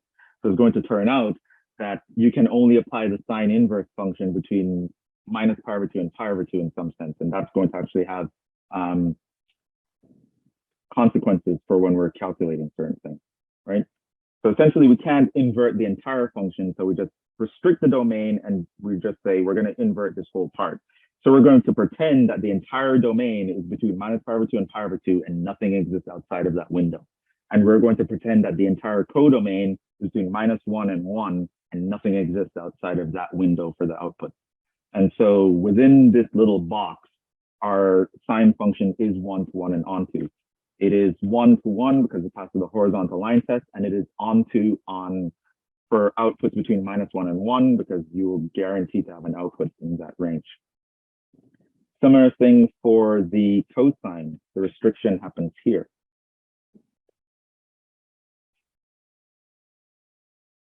So for cosine, the restriction that is chosen is between 0 and pi. And for tangent, the restriction that is chosen is this middle one right here.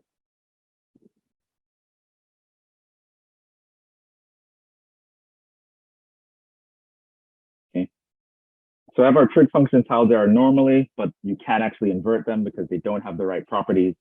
And so what we do is we restrict them. We put, in the case of sine and cosine, we put them in a little box and we pretend that's the entire universe. You ignore everything else.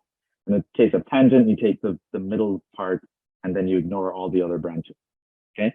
And what we can do is we can develop inverse functions from this one. And if you remembered from pre-calculus how inverse functions work, when you want to get the graph, you reflect them in the line y equals x.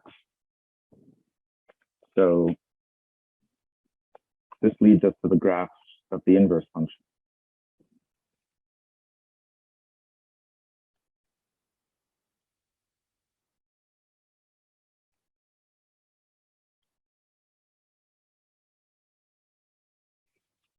So you have, say, y equals sine x,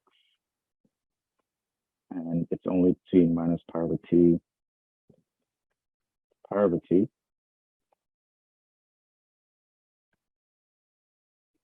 And so it's going to look like this.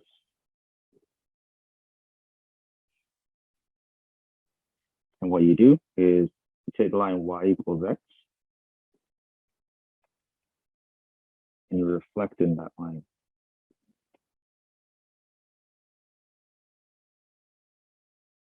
So of course you would get some that looks like that.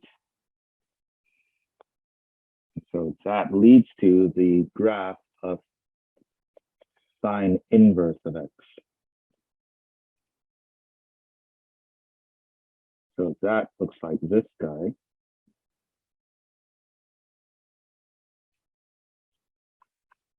Where, yeah, I'm seeing this box here. So you're flipping in y equals x. So what was the x becomes the y, what was the y becomes the x. So we know from the original sine function, this was a 1 and that was a -1. So it means that this part here, the 1 and -1 happens on the x-axis instead of the y-axis.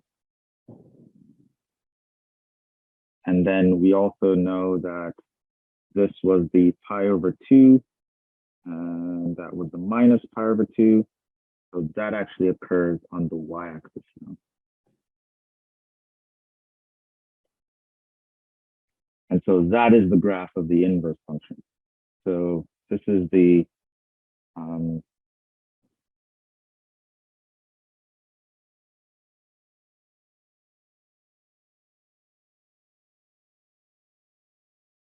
now AKA, again, because the -1 power can be mistaken for like a minus, like actually a 1 over sine, which it's not. Sometimes you rewrite it as something like arc sine to avoid confusion. Because when you see sine inverse of x, we're not thinking of this as 1 over sine x, which is another way of writing a different trig function, which is cosecant. So that would be your sine inverse function. So that tells you how to find inputs and outputs, or it generally tells you the range of the inputs and outputs for the inverse sine function. So everything for inverse sine works in this window. There are times when a problem might require you to deal with issues outside of this window, but in that case, you use reference angles and a bunch of other stuff. So you kind of learned about that in pre-calc as well. So that would be the sine inverse function. In the same way, if you look at y equals similarly, y equals cosine inverse of x.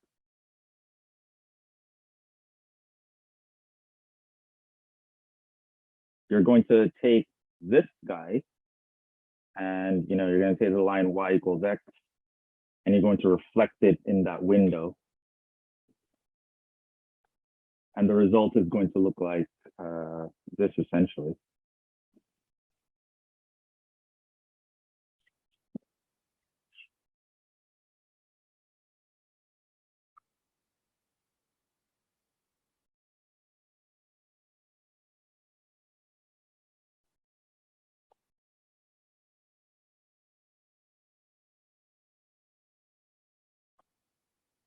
So again, the plus and minus 1 on the x-axis, it was 0 to pi, so that now becomes the y-axis. So this is at 0 and this is at pi. And then the plus or minus 1 that was on the x-axis was on the y-axis. Now it becomes on the x-axis minus 1 plus 1. And that would be the cosine inverse function. And same thing for tan inverse, aka arctan.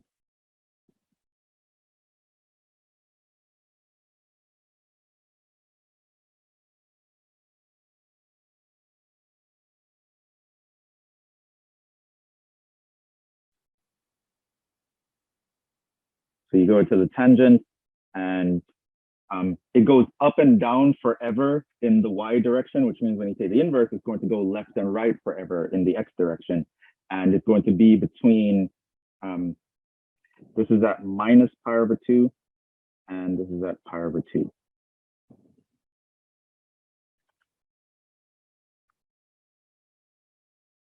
So that would be the maximum it would reach, pi over 2, and the minimum it would reach, minus pi over 2. And the graph kind of hugs this curve and it goes down.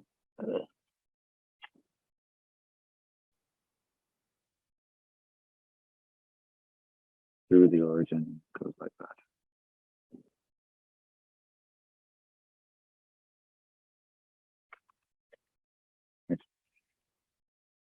The graph of the inverse tangent, so that's what these guys look like. So we can see that at a glance. So those are what the graphs look like. Or maybe I should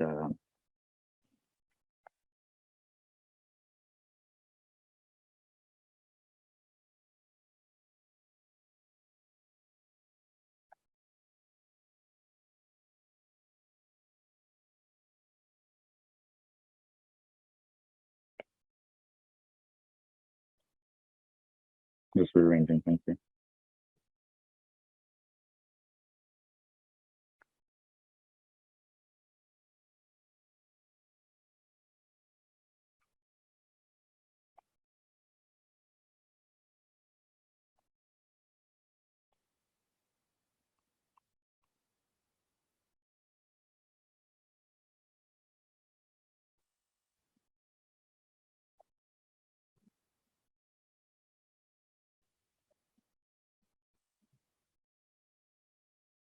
It's kind of what all three look like. So you have the inverse sine function looks like that wave, the inverse cosine function looks like that wave, and the inverse tangent looks like this big S. The inverse tangent, by the way, is a particularly important one when it comes to limits, for example. So it's pretty common in a calculus sequence to see things like the limit as x goes to infinity of tangent inverse, which if you know the graph, you'll know that the answer is pi over 2.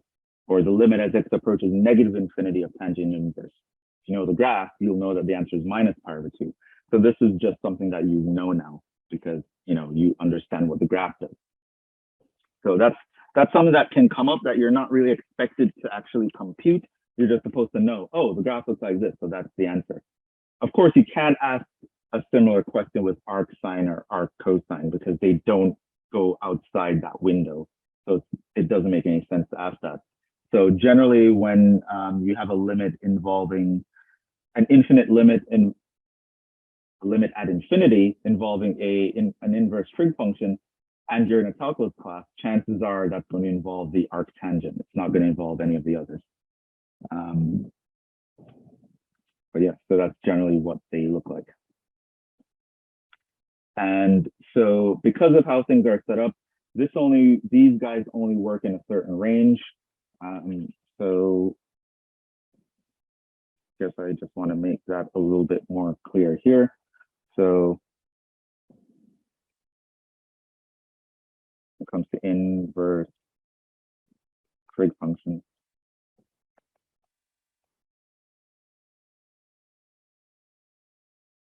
you have something like y equals sine inverse of x, which we can call arc sine.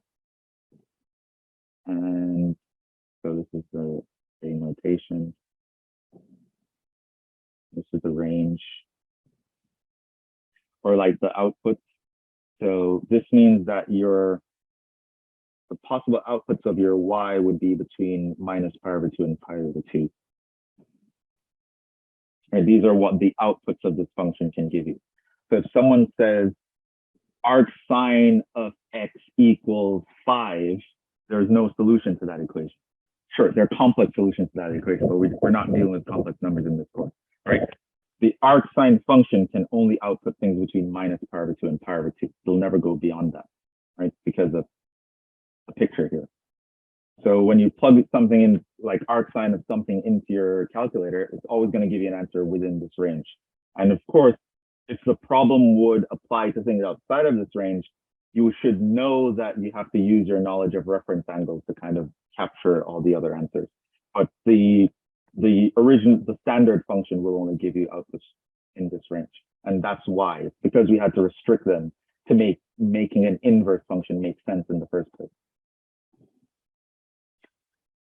So similarly, so for cosine inverse or arc cosine, the range for that would be between 0 and pi. Tan inverse or arc tangent, the range for that is strictly between minus pi over 2 and pi over 2, because for the original tangent function, it is undefined at minus pi over 2 and pi over 2. So you never actually touch these limits, right? It's asymptotic to them, right? So you can't actually have an input of pi over 2 in your tangent function, or minus pi over 2. So these are strict inequalities. And you can do the same for secant. So for secant, it's kind of like a cosine with an additional restriction.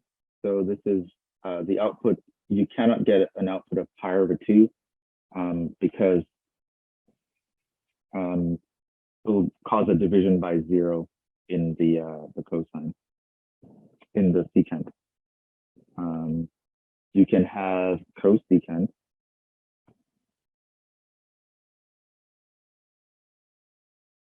And the range of that one is similar to the sine function. So it's minus pi over 2 to pi over 2, but your y cannot be 0 in this range because, you know, the 1 over sine, if you have sine of 0, you divide by 0, and we know that division by 0 doesn't make any sense, so we can't work there. And the cotangent.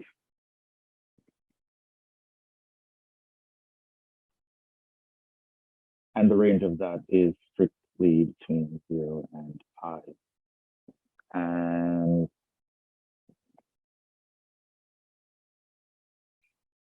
I gave you this for completeness. I don't expect you to remember this.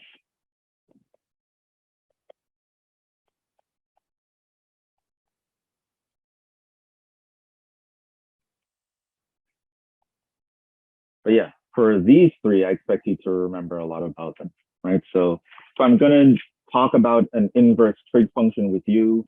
If it's going to show up on a test or something, it's going to be one of these. I'm not going to ask you about these other ones. Not that these guys can't appear in the homework, but at that point, you can look up the required formula or the required ranges. The ones I expect you to know and know by heart are the inverse sine, inverse cosine, inverse tangent. And I expect you to know where they work, because that can actually come into play. So just to make sure, in particular,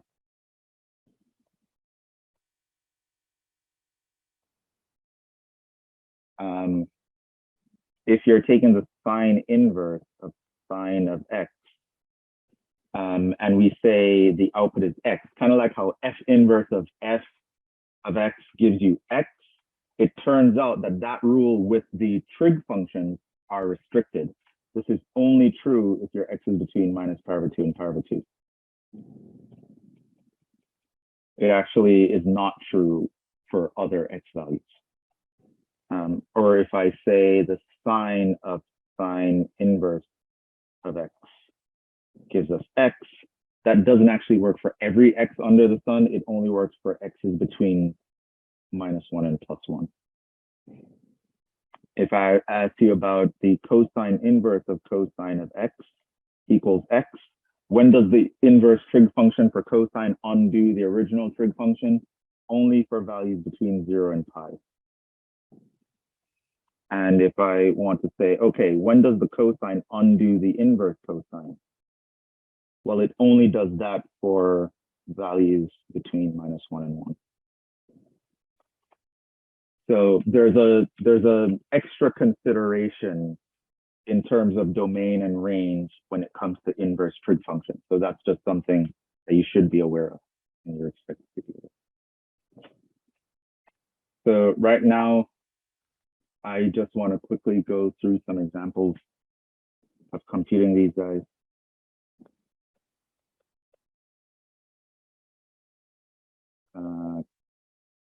Compute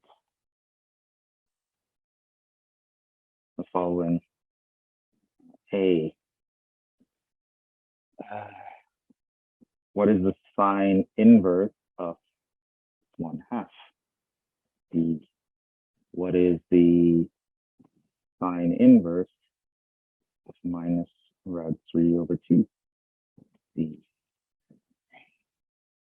What is the cosine inverse of minus rad 2/2?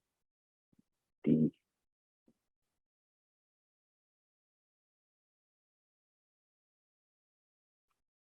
What is the sine inverse of sine of 4 pi/3? E. What is the cotangent of sine inverse of minus rad 3/2?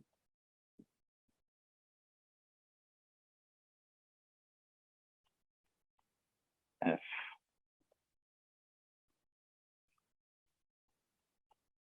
What is the cosine of sine inverse of x?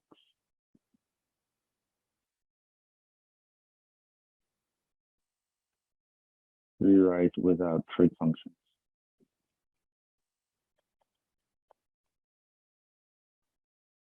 G. What is the tangent of cosine inverse of x? Ditto. H.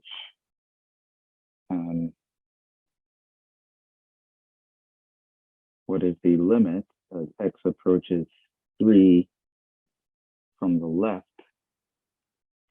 of tangent of x over x minus 3?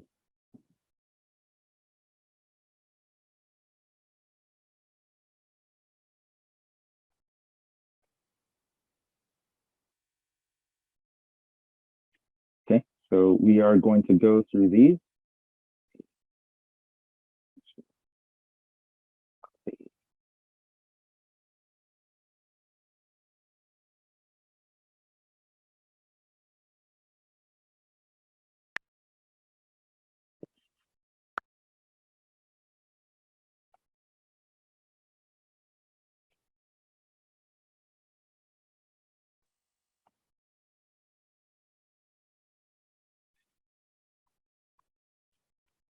I'm just rearranging. Okay.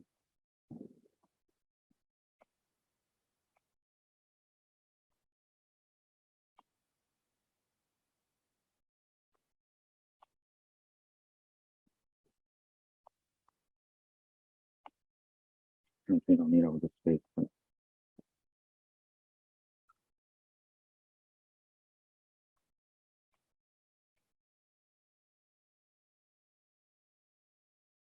yeah, we're gonna do these.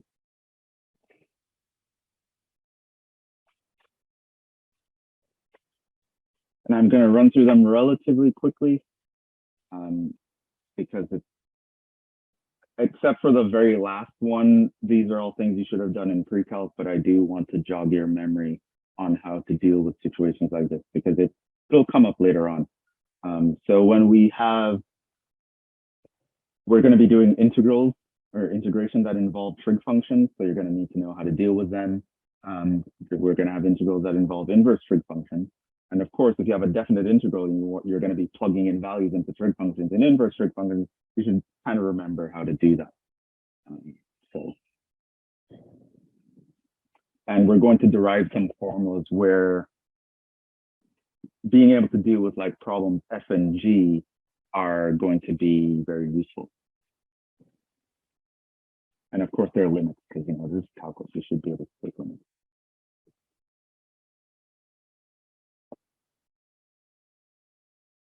So you can take a snapshot of this and we'll figure it out.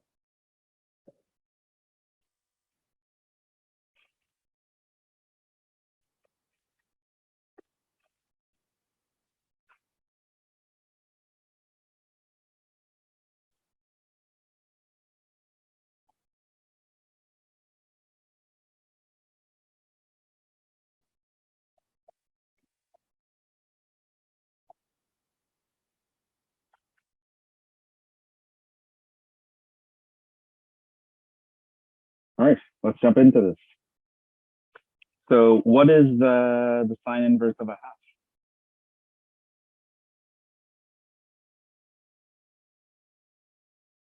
half? Pi over 6. Pi over 6. So how do you want to think about this, right? So you say x equals sine inverse of a half. This kind of means that if you take sine of x, you should get a half. That's based on a rule that we had way up here. It's based on this rule of how inverse functions relate to each other. So essentially, when someone asks me, what is the sine inverse of 1/2?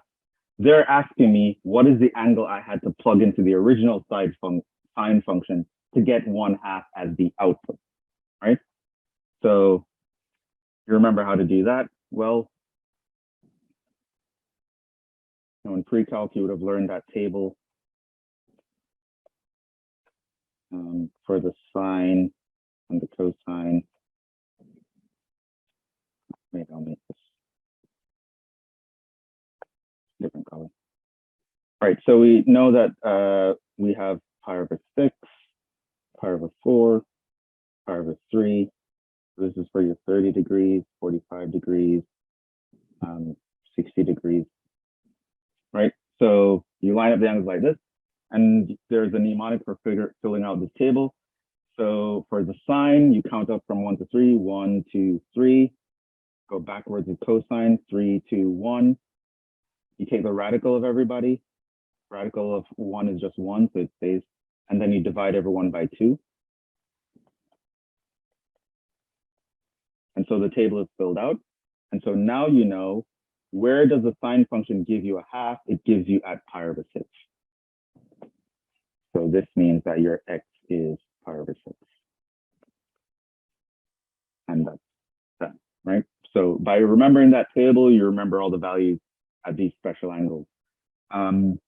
You're also expected to remember the values at 0 and 90 degrees, which you can know that from the graph, or you can actually do a larger table.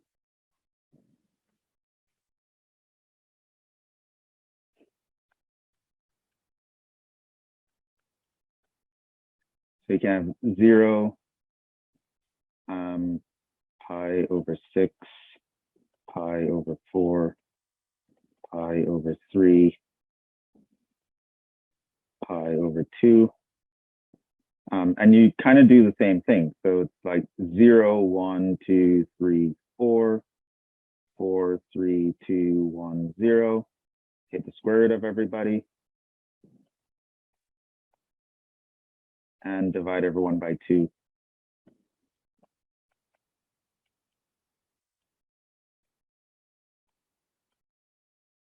So of course, this gives you 1.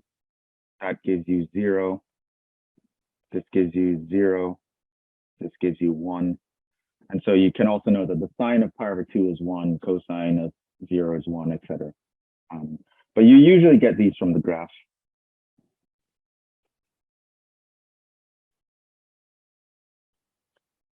We can know these columns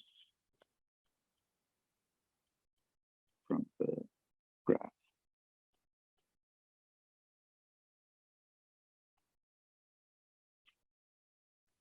That's because for the sine function, the principal period between 0 and 2 pi, and most of us should know that, well, all of us should, right? I think most of us remember 0, pi over 2, pi, and 3 pi over 2 are all very special things on this graph. So from the graph, you know that sine of 0 is 0, sine of pi over 2 is 1, sine of pi is 0, sine of 3 pi over 2 is -1, -1, sine of 2 pi is 0. You can also know from the graph, sine of any integer multiple of pi is 0. And if you look at cosine,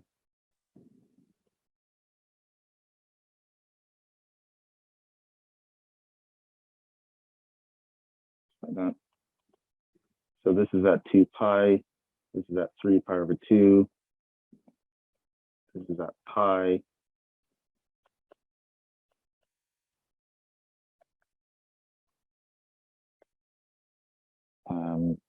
And so from the cosine graph, you know, cosine of 0 is 1, cosine of pi over 2 is 0, cosine of pi is -1, cosine of 3 pi over 2 is 0, cosine of 2 pi is +1. You can also extrapolate from the graph just by continuing the pattern that the cosine of any odd multiple of pi over 2 is 0. So things like that, I just expect you to remember from pre-calculus. But at the end of the day, sine inverse of a half is going to be pi over 6. So that's the first one.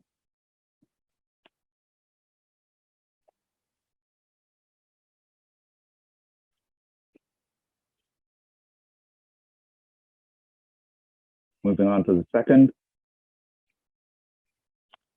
What's sine inverse of minus radical 3 over 2?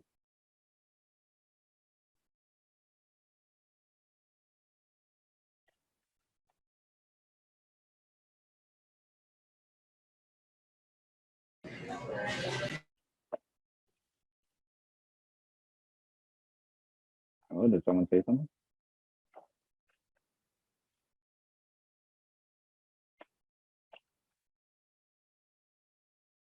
So similarly, if your x is equal to sine inverse rad 0 over 2, this means that your sine of x should give you negative rad 0 over 2. Okay. Is it 5 pi over 3? Oh, well, we're going to see that. So where does the sine give you rad 3 over 2? All right, so from this table, we know that sine of rad 3 over 2 is going to happen in the pi over 3, but this is positive rad 3 over 2.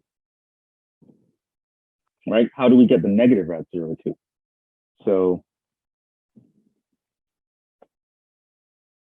essentially what we have is, think on a circle, and this is the angle, this is 0, this is pi, right? So we know that pi over 3 is going to be the reference angle. So pi over 3 means divide pi into 3 pieces. You're going to take this 1 and 3, and then you can do the same at the bottom. And so you know, because of all students take calculus,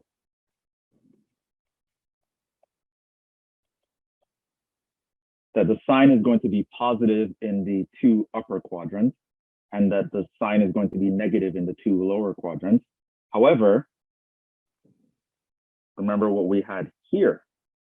Our sine inverse doesn't work everywhere. Our sine inverse only works between minus pi over 2 and pi over 2. And the output is also between minus pi over 2 and pi over 2. So if you actually say 5 pi over 3, it doesn't match that range. So that would not be an answer, right? Now, generally speaking, coming from the sine function, that would be an answer, but you can't get that answer from the inverse trig function. So essentially what you want to realize is that the inverse function applies on this side here, between pi over 2 and minus pi over 2. And you actually want this angle here. And the reference angle in that range is actually going to be minus pi over 3, right? Because you move 1 unit down going clockwise, so the angle is measured negative. And so this is minus pi over 3 for the arc sine output.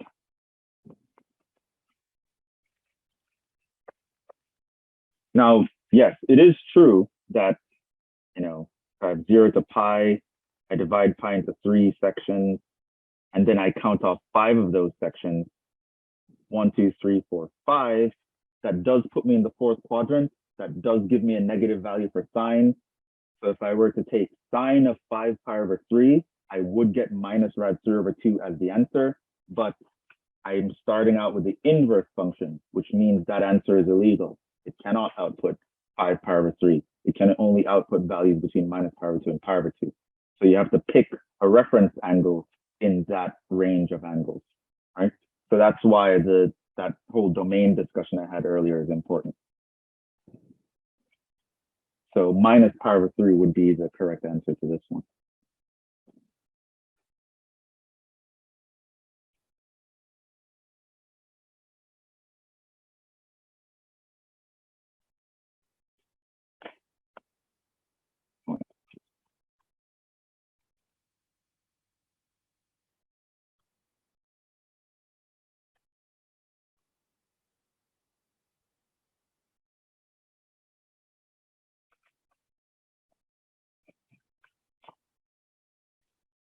Okay, cosine of minus rad 2 over 2. Cosine inverse of minus rad 2 over 2. Kind of the same idea.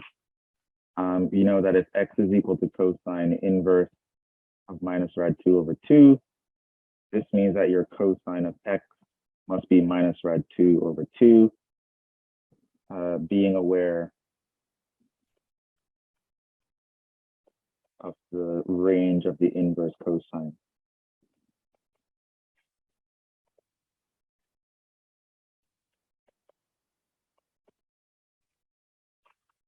So we know that the principal angle that gives you, right, the cosine of, that gives you a cosine output of rad 2 over 2 is pi over 4.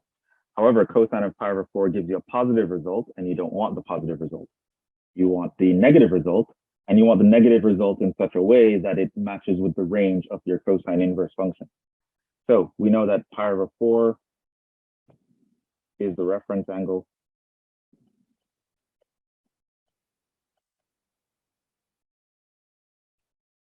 So you have 0 to pi, you split that into 4 sections, do the same at the bottom.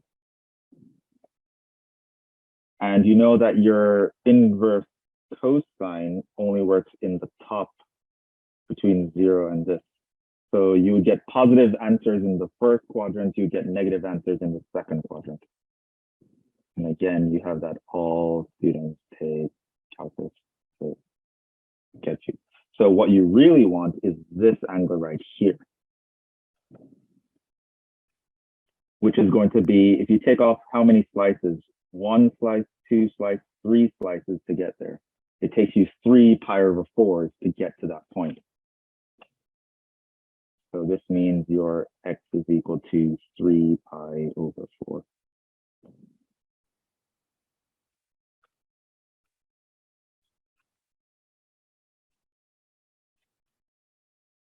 Okay, so the inverse, cosine inverse of minus rad 2 over 2 is 3 pi over 4. So it should be a reference angle for pi over 4 that falls within the range 0 to pi. 3 pi over 4 does the job.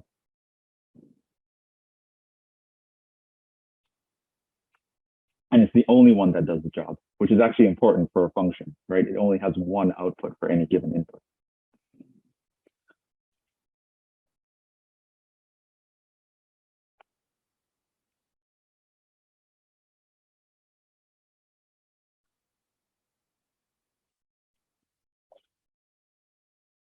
Any questions so far on what we're doing?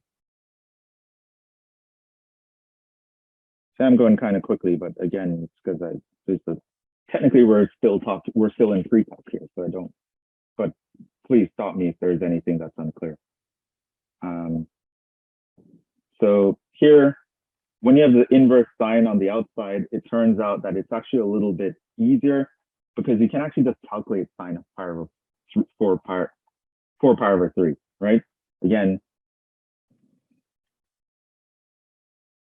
pi over 3 is the reference.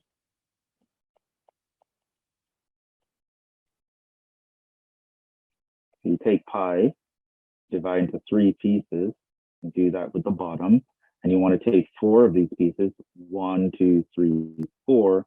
That puts you in the third quadrant. So this means that you know that your sine function is negative. So this means your sine of 4 pi over 3 is actually going to give you the negative value of sine at the reference angle. And sine of pi over 3, you would have remembered from that table, is going to give you rad 3 over 2. So this is minus rad 3 over 2. And so that's going to give you the answer here. So this is going to be sine inverse of minus rad 3 over 2. Okay. And then now you have to take the inverse sine of that, which is going to end up giving you minus pi over 3. So this is another case in which the original x is not the x for the answer. And that's because of the range of the cosine. So just because you're taking the inverse function doesn't mean, when it comes to trig functions, applying the inverse function to the original function doesn't always give you back the original input. It's just because of the properties of trig functions that you might have to use a reference angle for the input. So you have to be careful. So the sine inverse function cannot output a value of 4 pi over 3. That's too large. It turns out that it can output a value of minus pi over 3.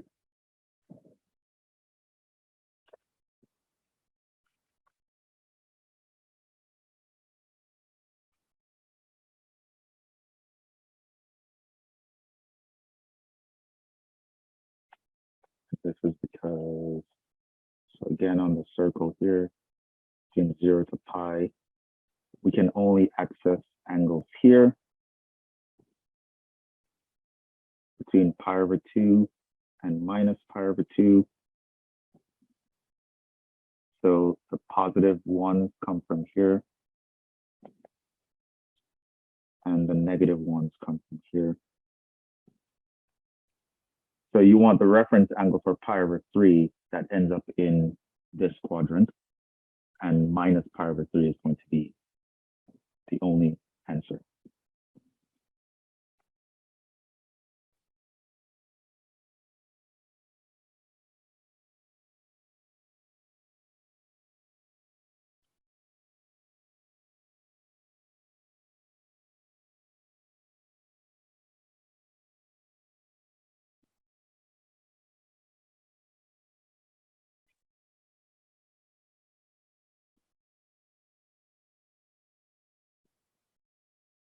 Okay, so when it comes to the cotangent of sine inverse of blah, first you would find the sine inverse of blah, then you take the cotangent of it. I believe this is one we already did. That would be sine inverse of minus rad 3 over 2. We know that that is minus pi over 3. So this here is equal to the cotangent of minus pi over 3. Found earlier. Cotangent we know is cosine over sine.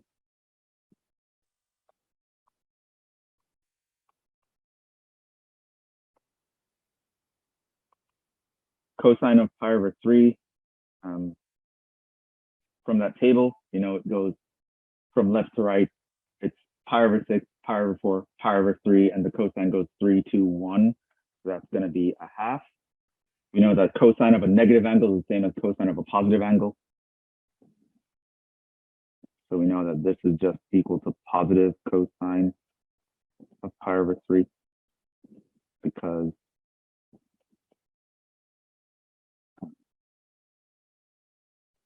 cosine of minus x is the same as cosine of x. Cosine is an even function. And this one we know is the negative of sine pi over 3 because the sine of a negative angle is the negative sine of the angle because sine is an odd function. So this would be minus rad 3 over 2. So the answer is minus 1 over rad 3.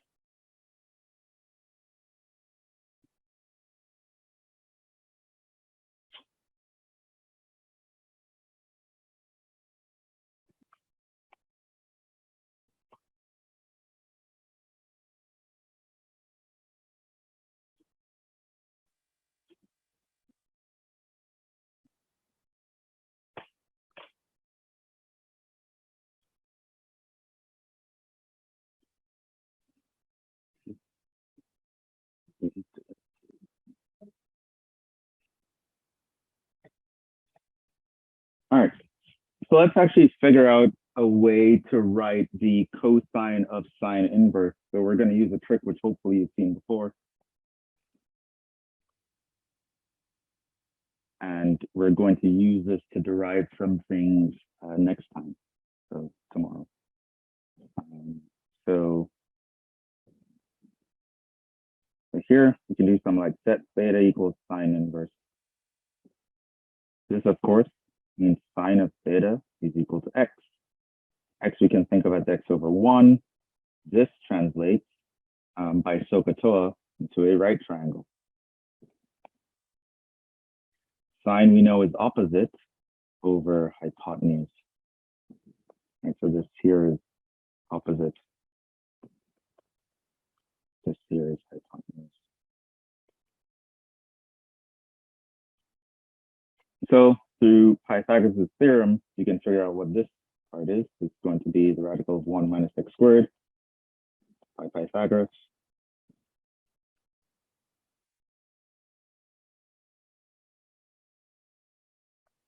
So this means that the cosine of sine inverse of x, well, that's just the same as the cosine of theta because sine inverse of x is theta. But that just means I get adjacent over hypotenuse, which in this case would be the radical of 1 minus x squared. So it turns out I can write cosine of sine inverse of x as this radical function. Once the x's are in the required range, those two functions will always give you the same output. And we're going to actually use that to figure out some calculus stuff next time.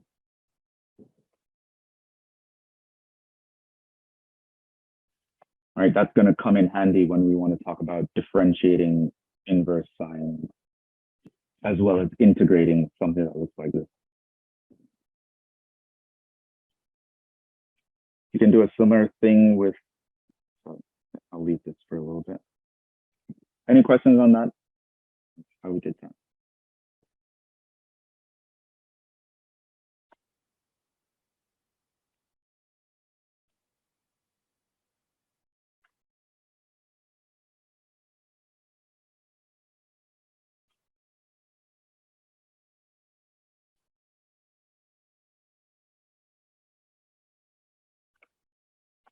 So turns out you can do the same trick with a guy like this. You can just set theta equals to be this inverse function.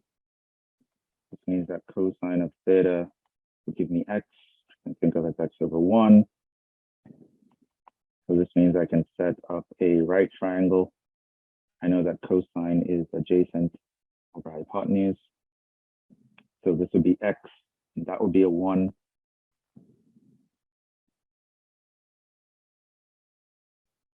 And so this would be the square root of 1 minus x squared.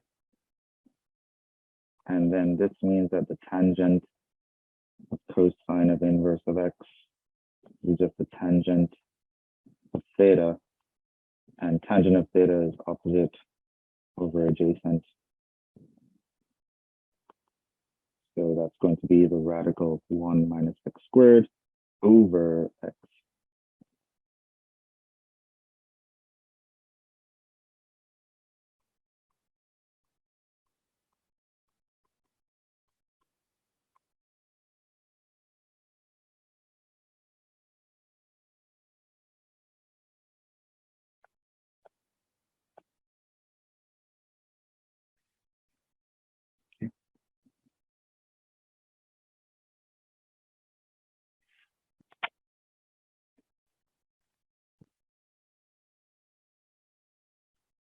It turns out being able to work out these little trig things, it's not just me going over pre-calc for going over the sake of going over pre-calc. This will actually apply pretty soon.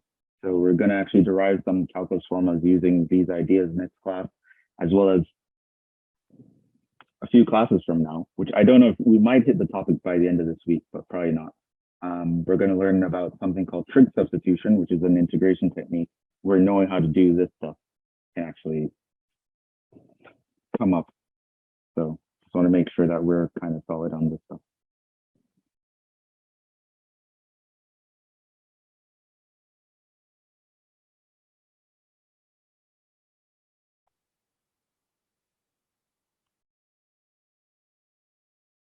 And I think I wanted 10 in this here.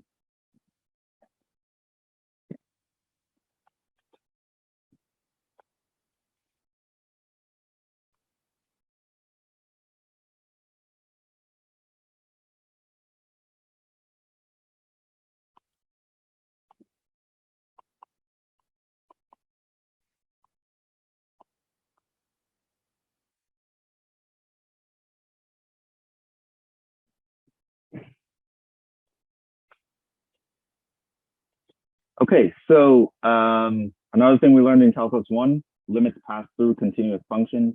We know that the tangent inverse is a continuous function. In fact, all the inverse trig functions we looked at earlier is an inverse. All the inverse trig functions we looked at earlier today are continuous. So it means that we can actually take this limit and move it inside, because we can do that with continuous functions.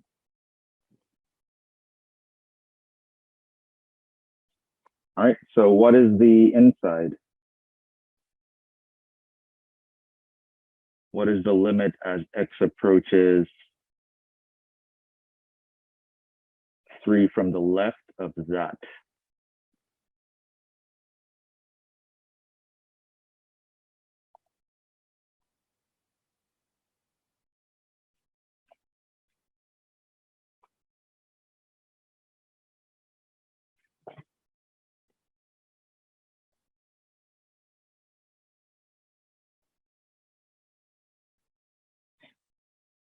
Ideas? Negative infinity. Negative infinity? How did you get that? We know that the denominator will be an infinitely small or infinitely decreasing negative number, and the numerator. Right, because 3 from the left means you're a little bit smaller than 3, you're approaching 3, right? Right. So you're like 2.99999, right? So you're going to be, just remember that, me, 9999, never mind.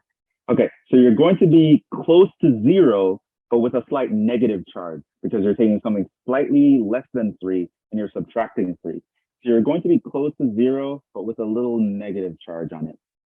And then the numerator is obviously going to 3. So you're 3 divided by something that's getting super close to 0, but has a negative charge. And we know how 1 over x behaves when you're going from the negative side, right? That's actually going to give us negative infinity. So this is like approaching negative infinity. So this is like I'm taking tan inverse of, doesn't really make sense to write this, but negative infinity, right? And what is tan inverse of negative infinity?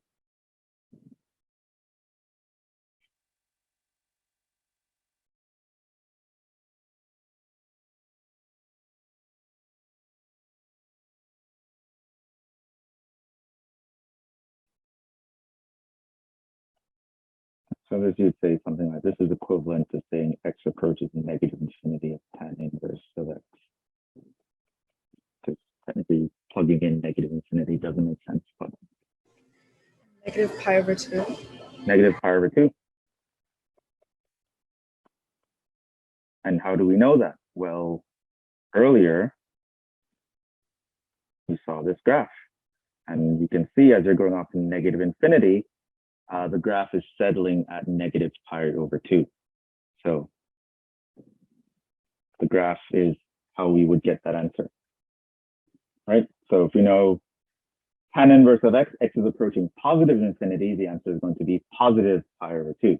Tan inverse of x, the x is approaching negative infinity, the answer is going to be negative pi over 2. So that's something that we know from the graph that we did earlier. Right, and there is that.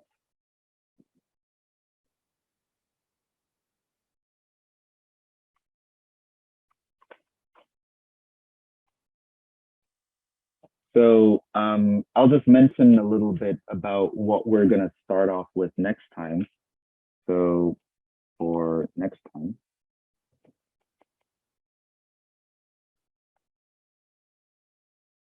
we'll learn how to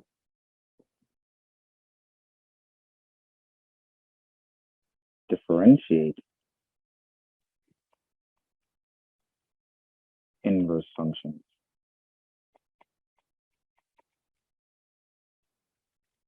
Which we can figure out from the above rules and the chain rule.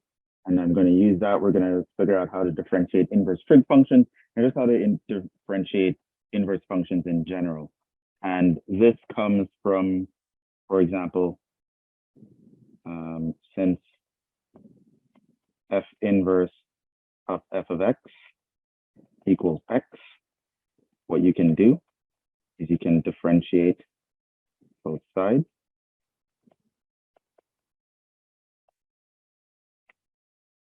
Actually, I think I want the I want this the other way.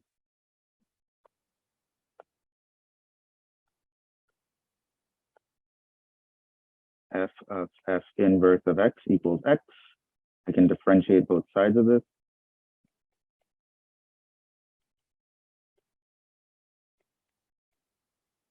The derivative of x on the right side, of course, is 1. On the left side, we would use the chain rule. Differentiate the outside function.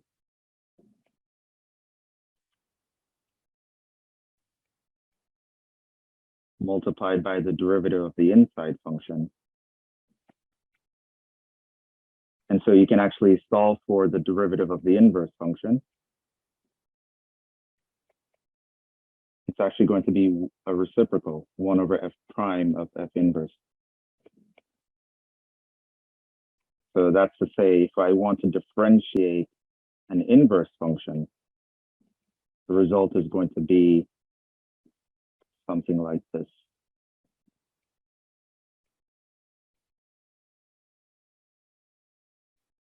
So beginning next class, we're just going to use that formula. We're going to derive a bunch of other formulas to find derivatives. And as you learned at the end of top 1, every derivative formula is an integration formula in reverse. So we're going to piggyback off that and find a bunch of integral formulas at the same time. It's going to be a fun time, but we're going to stop there for now. So like I said, the notes are available in real time at that link I gave you guys before. Well, it's on the class webpage, which I'll post again in the chat. Change the link a little bit. So you can get the notes there in case you missed anything. but yeah, we will wrap up for now. So remember to email me if you had trouble logging in anywhere, and I'll try to set that up for next time. And I will post the video for tonight's lecture either late tonight or early tomorrow. Yeah, which, yeah, I didn't think I would get into all of these, so I guess I can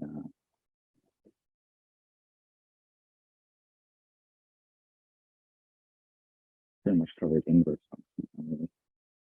Yeah, cos inverse and inverse function. Okay. Yeah, so we'll stop there. I'll let you guys go. Make sure you get everything set up. Look through the class website, look over the syllabus. Have any questions, let me know. Have any trouble logging in anywhere, let me know. But I will let you guys go for tonight, unless there are any final parting questions to talk about. Okay. So that being said, have a good night, everyone. See you tomorrow. Same place, same link, same bad channel, same time. And we'll get into more calculus stuff. All right. So have a good night. Have a good night, Professor. Thank you. And good night. I'll see you guys in the next one.